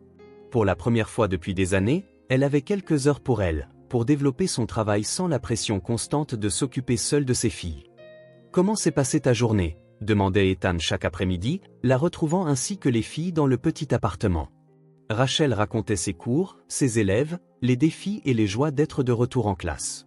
Ses yeux s'illuminaient quand elle parlait d'un élève qui avait enfin compris un concept difficile, ou d'un projet de lecture qu'elle organisait. Les soirées s'installèrent dans leur propre rythme. Pendant que Rachel préparait le dîner, Ethan aidait Émilie avec ses devoirs et jouait avec Sarah. Après le repas partagé, il y avait toujours du temps pour des histoires, des jeux ou de simples conversations dans le petit salon. Un soir, Émilie posa une question qui surprit les adultes. « Ethan, tu connaissais ma maman quand tu étais jeune, n'est-ce pas ?» Ethan et Rachel échangèrent un rapide coup d'œil. Ils n'avaient pas caché aux filles qu'ils se connaissaient par le passé, mais ils n'avaient pas partagé de détails. « Oui, » répondit prudemment Ethan. « Nous nous sommes rencontrés à l'université. »« Vous étiez amis ?» continua Émilie, les yeux pleins de curiosité. Un autre regard échangé. Une hésitation. « Nous étions proches », dit Rachel, choisissant ses mots. « Très proches. » Émilie sembla satisfaite et retourna à son dessin. Mais cette simple question ouvrit une porte que tous deux avaient gardée fermée jusque-là. Plus tard, quand les filles furent endormies, Rachel et Ethan s'assirent sur le petit balcon. Les nuits étaient plus fraîches maintenant, et Rachel apporta une couverture qu'ils partagèrent, les épaules se touchant légèrement. « Émilie est observatrice », commenta Ethan. « Elle l'a toujours été », acquiesça Rachel. Même quand elle était toute petite, elle remarquait des choses que personne d'autre ne voyait. Le silence qui suivit était confortable, plein de significations non dites. Après tant de semaines côte à côte dans les tâches quotidiennes, ils avaient développé leur propre langage, fait de regards, de gestes subtils et de pauses. « Je suppose que nous n'avons jamais vraiment parlé de cette époque, » dit finalement Rachel. « De nous. » Ethan hocha la tête. « Je pense que nous étions tous les deux trop occupés par le présent pour revisiter le passé. » Mais le passé est toujours là, n'est-ce pas? Il fait partie de qui nous sommes. La lune était visible entre des nuages épars, projetant des ombres douces sur le balcon. Ethan regarda Rachel, non pas telle qu'il la voyait maintenant, une mère dévouée reconstruisant sa vie, mais comme la jeune femme qu'il avait connue il y a si longtemps, pleine de rêves et d'idéaux. « Tu te souviens de ce café près du campus ?» demanda-t-il, un sourire se formant au coin de ses lèvres. Rachel rit doucement. « Comment pourrais-je oublier? Nous y passions des heures, faisant semblant d'étudier. » Faisant semblant? Ethan haussa un sourcil, feignant l'offense. « J'étudiais vraiment. Pendant les 15 premières minutes, peut-être. Ensuite, tu me regardais par-dessus ton livre, pensant que je ne remarquais pas, le taquina-t-elle. Et tu remarquais? Toujours. » Cette simple conversation ouvrit la voie à d'autres. Progressivement, nuit après nuit, ils renouèrent les fils du passé. Ils parlèrent de professeurs excentriques, de théories qui les passionnaient, de plans qu'ils avaient faits. Ils évitèrent de discuter de la rupture, de la fin. Ces sujets viendraient avec le temps. Le jour, ils maintenaient la routine établie. Ethan emmenait Émilie à l'école, puis Sarah à la garderie, et travaillait à distance depuis l'appartement pendant quelques heures avant de les récupérer. Rachel s'épanouissait dans son nouveau travail, devenant plus confiante à chaque cours qu'elle donnait. L'appartement, autrefois marqué par la pénurie, gagna de petites touches de confort, une plante à la fenêtre, de nouveaux rideaux, une étagère pour les livres qui s'accumulaient. Ce n'étaient pas des luxes, juste des signes que la vie n'était plus une simple survie, mais quelque chose de plus. C'est plus que ce que j'ai jamais rêvé d'avoir à nouveau, remarqua Rachel une nuit alors qu'ils finissaient tous les quatre un jeu de société. Quoi donc? Demanda Ethan. Rachel regarda ses filles rire et se disputer pour savoir qui rangerait les pièces, puis de nouveau Ethan. Une famille, dit-elle simplement. Ce mot plana dans l'air, chargé de possibilités. Ethan ne répondit pas, mais son regard dit tout. Dans ce moment silencieux, tous deux reconnurent que ce qu'ils avaient construit ensemble allait plus loin que n'importe quelle étiquette. Il n'était pas seulement un ami aidant dans les moments difficiles. Il était plus, bien plus. L'automne continuait de peindre les arbres du quartier en rouge et or. Les après-midi raccourcissaient, l'air se rafraîchissait. Un samedi particulièrement agréable, alors que les filles avaient été invitées à une fête d'anniversaire chez une camarade de classe, Rachel et Ethan se retrouvèrent avec un rare moment de paix, juste pour eux deux. Le petit balcon de l'appartement était devenu leur refuge. Un espace simple où juste deux chaises usées par le temps et une petite table entre elles, mais qui semblait d'une manière ou d'une autre à l'écart du reste du monde. C'est là qu'ils parlaient quand les filles dormaient, là qu'ils partageaient des pensées qui ne cadraient pas avec la routine quotidienne. Rachel prépara du café, fort comme Ethan l'aimait, dans 2 tasses délavées qui avaient survécu aux années difficiles. Elle lui en tendit une et s'assit sur la chaise à côté de lui, enfilant un gilet léger sur ses épaules. Le soleil de fin d'après-midi baignait le balcon d'une lumière dorée, presque onirique. « Les filles doivent s'amuser, » dit Ethan, observant les enfants jouer sur les trottoirs en contrebas. « Surtout Emily, » répondit Rachel en souriant. Elle n'a jamais eu beaucoup d'occasions d'aller à des fêtes d'anniversaire. Elle était si excitée qu'elle a à peine dormi. Ils tombèrent dans le silence un moment, sirotant leur café. En bas, une radio jouait de la musique douce dans l'appartement d'un voisin. Au loin, ils entendirent des chiens aboyer et le passage occasionnel d'une voiture. Des sons quotidiens qui, d'une manière ou d'une autre, rendaient le moment encore plus spécial. « C'est étrange, » dit finalement Rachel, fixant la tasse dans ses mains. « Comment la vie fait des détours. Si quelqu'un m'avait dit il y a quelques mois que nous serions assis ici comme ça. » « Je sais, » acquiesça Ethan. Parfois, on a l'impression que tout était arrangé d'une manière ou d'une autre. Comme si toutes les pièces attendaient juste de s'assembler au bon moment. Rachel hocha la tête, pensive. Une légère brise souleva quelques mèches de ses cheveux autour de son visage, et elle les écarta distraitement. « Ethan, » commença-t-elle, sa voix douce, presque hésitante. « Il y a quelque chose que je ne t'ai jamais dit. Sur nous. Sur ce qui s'est passé. » Il la regarda avec curiosité. Au cours des dernières semaines, ils avaient beaucoup parlé de leur passé commun, mais toujours de manière légère, se remémorant des souvenirs heureux, évitant la fin douloureuse. « Qu'est-ce que c'est » demanda-t-il, sentant qu'elle était sur le point de révéler quelque chose d'important. Rachel prit une profonde inspiration, comme pour rassembler son courage. Son regard se fixa sur un point lointain, au-delà du balcon, au-delà du présent. « Ma mère ne t'a jamais aimé, dit-elle enfin. Elle pensait que tu n'étais pas assez bien pour moi. Elle m'a poussé à rompre. J'étais jeune, je dépendais d'elle pour tout, et je n'ai pas eu le courage de me battre. » Les mots restèrent suspendus dans l'air. Ethan sentit quelque chose basculer en lui, comme une pièce de puzzle qui s'emboîte enfin après des années à avoir été forcée au mauvais endroit. « Ta mère » répéta-t-il, essayant de traiter ce qu'il venait d'entendre. Rachel hocha la tête, se tournant pour lui faire face. « Quand tu as eu cette offre d'emploi dans une autre ville, elle a vu l'occasion parfaite. Elle a dit que si je t'aimais vraiment, je te laisserais partir sans attache. Que c'était égoïste de te retenir dans une relation à distance alors que tu commençais ta carrière. Que je serais un fardeau, un obstacle. » Ethan ferma les yeux et prit une profonde inspiration. Les souvenirs affluèrent, la dernière rencontre à la gare, les promesses de maintenir le contact, les lettres et les appels téléphoniques qui cessèrent progressivement. « Ça change tout pour moi, » dit-il, sa voix à peine plus qu'un murmure. « Je pensais que tu m'avais juste oublié. Que tu étais passé à autre chose si facilement. Tandis que moi ?» Il laissa la phrase inachevée, mais Rachel comprit. Elle vit dans ses yeux le mélange de vieille douleur et de compréhension tardive. Un triste sourire se forma sur ses lèvres. Sans un mot, elle se leva et entra dans l'appartement. Ethan entendit ses pas légers, le bruit d'une armoire qui s'ouvre. Quand elle revint, elle portait une petite boîte en bois usé dans ses mains. Rachel se rassit et ouvrit la boîte. Elle en sortit une enveloppe jaunie, ses coins cornés par les manipulations fréquentes. Elle la tendit à Ethan avec un soin presque révérencieux. « Qu'est-ce que c'est » demanda-t-il en la prenant délicatement. « Ouvre-la » fut tout ce qu'elle dit. Avec précaution, comme s'il manipulait une relique fragile, Ethan ouvrit l'enveloppe. À l'intérieur se trouvait un morceau de papier, également jauni par le temps. En le dépliant, il reconnut immédiatement sa propre écriture. Jeune, impulsive, mais indubitablement la sienne. C'était une note qu'il avait écrite à Rachel avant de partir. Il lut ses propres mots, écrits 15 ans plus tôt, ressentant un mélange d'émotions qu'il pouvait à peine nommer. « Peu importe le temps que cela prendra, je t'attendrai. Il y aura toujours une place pour nous. Même si c'est dans un autre temps, une autre vie. Un jour, d'une manière ou d'une autre, nous retrouverons notre chemin l'un vers l'autre. Avec tout mon amour, Ethan. » Il leva les yeux du papier, rencontrant le regard de Rachel. « J'ai écrit ça, en pensant que tu n'avais jamais voulu répondre, » dit-il, la voix épaisse d'émotion. « Et moi, j'attendais que tu reviennes, » répondit-elle doucement, pensant que tu m'avais laissé derrière. Le silence qui suivit avait un poids différent.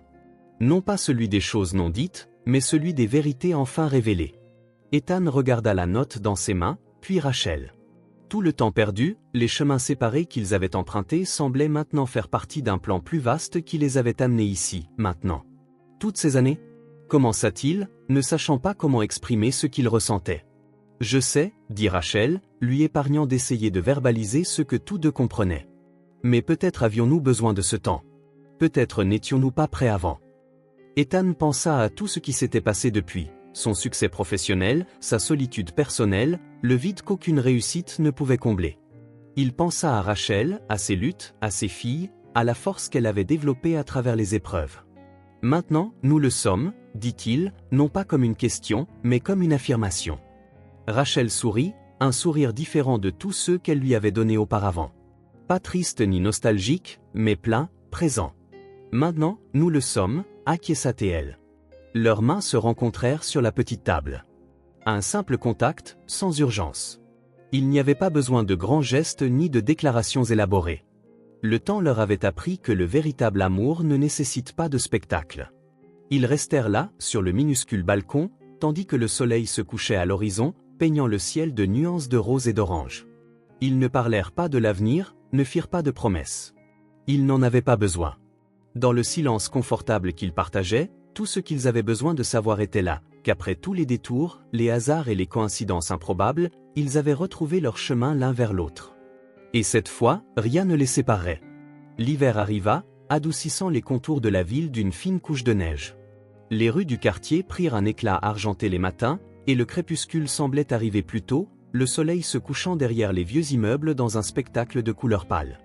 Pour Ethan, le temps s'écoulait différemment maintenant. Les jours n'étaient plus mesurés par les rendez-vous de travail ou les objectifs commerciaux, mais par de petits moments partagés. Le petit déjeuner avec les filles avant l'école, les messages échangés avec Rachel pendant la journée, les histoires du soir, les discussions sur le balcon sous des couvertures. Un dimanche après-midi particulièrement froid, ils étaient tous les quatre réunis dans le salon. Rachel corrigeait les travaux de ses élèves, concentrée mais détendue, commentant occasionnellement quelque chose de drôle ou d'intéressant qu'elle trouvait.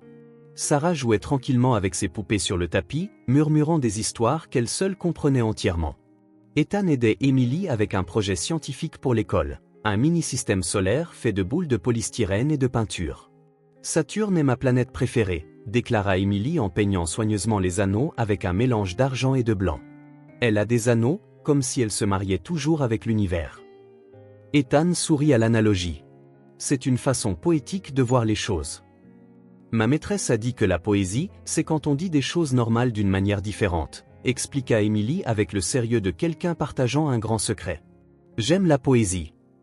Je vois ça, répondit Ethan, l'aidant à ajuster le fil métallique qui tiendrait les planètes. Ils travaillèrent en harmonie pendant près d'1 heure. Le projet prit forme, chaque planète trouvant sa place dans le petit univers qu'ils construisaient ensemble. De la table de la cuisine, Rachel les observait discrètement, un petit sourire aux lèvres. Quand ils eurent terminé, Emily contempla le modèle avec satisfaction. Les planètes tournaient doucement quand elle soufflait dessus, un ballet cosmique miniature. « C'est parfait !» s'exclama-t-elle en applaudissant. « Ma maîtresse va adorer. » Ethan commença à nettoyer, lavant les pinceaux, fermant les pots de peinture. Emily, cependant, ne bougea pas. Elle semblait pensive, presque hésitante. « Tout va bien ?» demanda-t-il en remarquant son expression. « Oui » répondit-elle rapidement. « C'est juste ?» Elle se mordit la lèvre, regardant le sol. « Juste quoi ?» l'encouragea doucement Ethan. Émilie prit une profonde inspiration et se leva. « Attends ici » dit-elle et courut vers la chambre qu'elle partageait avec sa sœur. Rachel leva les yeux de ses papiers, curieuse. Ethan haussa les épaules, tout aussi intrigué. Sarah restait dans son propre monde de poupée, inconsciente de la petite tension qui montait. Quelques minutes plus tard, Émilie revint. Dans ses mains, elle tenait une feuille de papier avec précaution, comme si elle était fragile et précieuse. Elle s'arrêta devant Ethan, prit une autre profonde inspiration et la lui tendit. « J'ai fait ça pour toi » dit-elle, sa voix un mélange de fierté et de nervosité. Ethan prit le papier, curieux. C'était un dessin fait au crayon de couleur, le genre qui occupe les enfants pendant les cours d'art. Mais il y avait quelque chose de différent. Un soin dans les détails, une intention claire dans ce qu'il voulait dire. Dans le dessin, 4 silhouettes en bâton se tenaient la main sous un ciel bleu vibrant. Un grand soleil jaune souriait depuis le coin supérieur droit. Il était facile de les identifier. Émilie avec des cheveux bruns et une robe colorée. Sarah, plus petite, tenant une poupée dans sa main libre. Rachel avec des cheveux mi-longs et un livre sous le bras. Et Ethan, le plus grand, portant ce qui ressemblait à sa chemise bleue préférée. Tous souriaient, de simples lignes courbes qui transmettaient d'une manière ou d'une autre un bonheur sincère. Ils se tenaient sur ce qui semblait être de l'herbe verte, avec quelques fleurs colorées et éparpillées, et une maison simple en arrière-plan. Pas l'appartement où ils vivaient, mais une maison idéalisée, complète avec une cheminée fumante et de grandes fenêtres. Au centre de l'image, écrit en grandes lettres colorées, chaque lettre d'une teinte différente, se trouvait le message « Merci d'être apparu dans notre vie ». Ethan sentit quelque chose d'inattendu se produire. Une boule se forma dans sa gorge et ses yeux le piquèrent. Il cligna plusieurs fois des yeux, essayant de retenir l'émotion qui le prenait par surprise. Il tenait le papier comme s'il s'agissait d'un joyau rare, avec révérence et soin. « Émilie » commença-t-il, mais sa voix lui manqua. La fille l'observait, cherchant sa réaction. « Tu aimes » demanda-t-elle, l'incertitude dans la voix. « Si j'aime » répéta Ethan, retrouvant enfin des mots. « Émilie, c'est le plus beau cadeau que quelqu'un m'ait jamais fait. » Son visage s'illumina d'un sourire radieux. « Vraiment ?»« Absolument » confirma-t-il. « Puis-je te faire un câlin ?» En réponse, Émilie se jeta dans ses bras avec son impulsivité habituelle. Ethan la serra fort, sentant une vague d'affection plus profonde que tout ce qu'il avait ressenti auparavant. « Ma maîtresse nous a demandé de dessiner notre famille », expliqua Émilie, sa voix étouffée contre sa poitrine. « Tout le monde a dessiné des papas, des mamans, des frères et sœurs, des chiens. J'ai dessiné toi aussi. Parce que tu fais partie de notre famille maintenant, n'est-ce pas ?» Ethan leva les yeux par-dessus la tête d'Émilie pour rencontrer ceux de Rachel. Elle avait mis de côté ses corrections et les observait, les larmes brillant, un doux sourire aux lèvres. « Oui » répondit-il, sa voix stable malgré l'émotion. « Je fais partie de votre famille maintenant. Si vous voulez bien de moi. »« Nous voulons de toi » déclara Émilie. Elle regarda sa sœur. « N'est-ce pas, Sarah ?» Sarah leva les yeux de ses poupées, observant la scène avec son sérieux habituel. Puis, lentement, elle hocha la tête. « Oui » dit-elle de sa petite voix. « Ethan est de la famille. » La simplicité de sa déclaration, venant de la plus calme des sœurs, portait un poids particulier. Rachel se leva et s'approcha, posant une main sur l'épaule d'Ethan. « Merci » dit-il doucement, seulement pour qu'elle l'entende. « Pourquoi » demanda Rachel. « De m'avoir laissé faire partie de ça » répondit-il en regardant les filles, l'appartement simple mais confortable, la vie qu'ils avaient construite ensemble au cours de ces derniers mois. Rachel sourit, comprenant ce qu'il n'avait pas besoin de dire. Les mots étaient inutiles entre eux maintenant. « Accrochons le dessin » s'exclama Émilie, sautant d'excitation. « Pour que tout le monde puisse le voir. » Ethan hocha la tête, se levant avec l'image en main. « Où penses-tu qu'il devrait aller ?» Émilie regarda autour d'elle, réfléchissant intensément, cherchant l'endroit parfait. Ses yeux se posèrent sur un petit espace sur le mur du salon, à côté d'une étagère où Rachel gardait de petits trésors. Un coquillage trouvé lors d'une rare sortie à la plage, une bougie faite à la main jamais allumée car trop jolie, un petit vase de fleurs séchées. « Juste là » pointa Émilie. « Près des choses spéciales de maman. » Rachel alla chercher du ruban adhésif, ensemble, ils accrochèrent le dessin au mur. Ce n'était qu'un simple morceau de papier avec des contours enfantins, mais d'une manière ou d'une autre, il transforma l'espace. C'était comme si ce petit coin de la maison rayonnait maintenant de quelque chose de spécial, un sentiment qui garderait l'endroit chaleureux même les jours les plus froids. Ethan recula pour admirer le dessin. À cet instant, il ressentit quelque chose qu'il avait cherché inconsciemment toute sa vie d'adulte, l'appartenance. Pas l'appartenance qui venait du succès professionnel, des biens matériels ou de la reconnaissance publique. Celle-ci était plus profonde, plus réelle. L'appartenance à un cercle d'amour, à un réseau d'affection sincère. L'hiver s'estompa, laissant place au printemps. Les changements se produisirent progressivement, presque imperceptibles au jour le jour, mais évidents lorsqu'on les considérait avec du recul. Ethan commença à passer plus de nuits dans l'appartement de Rachel que dans le sien. D'abord, ce furent des nuits occasionnelles où il restait tard, aidant les filles avec des projets scolaires. Puis des week-ends entiers. Finalement, sa brosse à dents trouva une place permanente dans la salle de bain, ses vêtements occupèrent une section du placard, ses livres se mêlèrent à ceux de Rachel sur l'étagère du salon. Il n'y eut pas de déménagement officiel, pas de grande annonce ou de décision formelle. Comme tout entre eux, cela se produisit naturellement, au bon rythme, et en respectant l'espace et le temps de chacun. Un samedi matin particulièrement ensoleillé, ils prenaient tous les quatre leur petit déjeuner à la petite table de la cuisine. Sarah racontait de sa voix douce un rêve étrange sur des éléphants volants. Emily intervenait de temps en temps, ajoutant des détails fantastiques qui n'étaient clairement pas dans le rêve original. Rachel et Ethan échangèrent des regards amusés par-dessus leur tasse de café. « On pourrait aller au parc aujourd'hui », suggéra Ethan une fois que Sarah eut terminé son histoire. « Le temps est parfait. » « Et faire un pique-nique », ajouta Emily, toujours excitée par n'importe quel projet. « Puis-je emmener mes poupées » demanda Sarah. « Bien sûr », répondit Rachel en beurrant une tranche de pain grillé. « Nous ferons des sandwichs et apporterons des fruits. » Alors qu'ils se préparaient pour la sortie, Ethan observait la famille. Car c'est ce qu'ils étaient maintenant, une famille. Une famille formée non pas par les conventions ou les attentes sociales, mais par un choix quotidien, par de petits actes de gentillesse, par une présence constante. La vie n'était pas parfaite, bien sûr. Il y avait des jours difficiles, comme dans n'importe quelle famille. Sarah faisait occasionnellement des cauchemars qui la faisaient se réveiller en pleurant au milieu de la nuit. Emily demandait parfois pourquoi son père biologique ne revenait jamais, une question à laquelle Rachel avait encore du mal à répondre de manière satisfaisante. Le salaire de Rachel, bien que stable, ne couvrait pas toujours tout, et Ethan devait aider avec les factures, ce qui provoquait parfois des tensions en raison de sa fierté. Il y avait des disputes sur la discipline, sur les horaires, sur l'équilibre entre le travail et la vie de famille. Il y avait de la fatigue, des frustrations, et des problèmes pratiques à résoudre régulièrement. Mais il y avait aussi des rires à table, des câlins spontanés, des histoires inventées pour le coucher.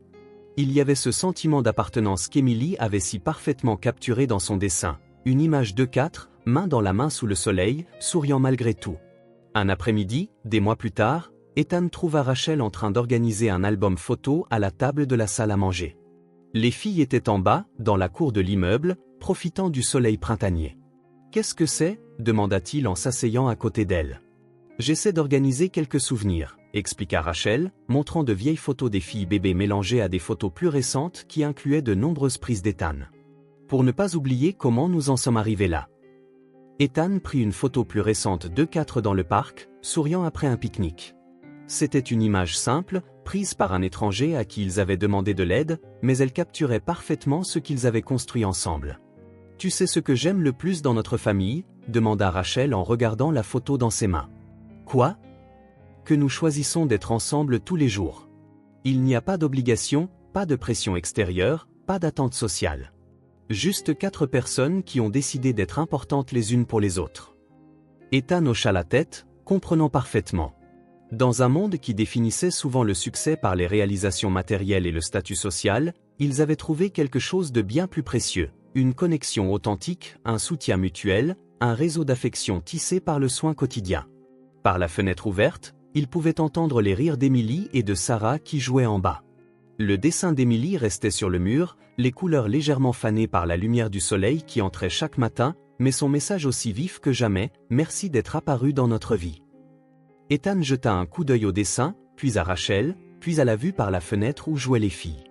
Sa vie s'était complètement transformée depuis ce jour à la banque où une fille aux pieds nus avait essayé d'échanger ses poupées contre de l'argent. Ils ne vivaient pas dans un manoir, n'avaient pas de voiture de luxe ni de vacances extravagantes. Leur repas était simple, leurs discussions au crépuscule avaient lieu sur un minuscule balcon, leurs rires idiots venaient des moments les plus inattendus. Il n'y avait pas de luxe. Il y avait un lien. Et ça, Ethan le comprit enfin, c'était tout ce qui importait.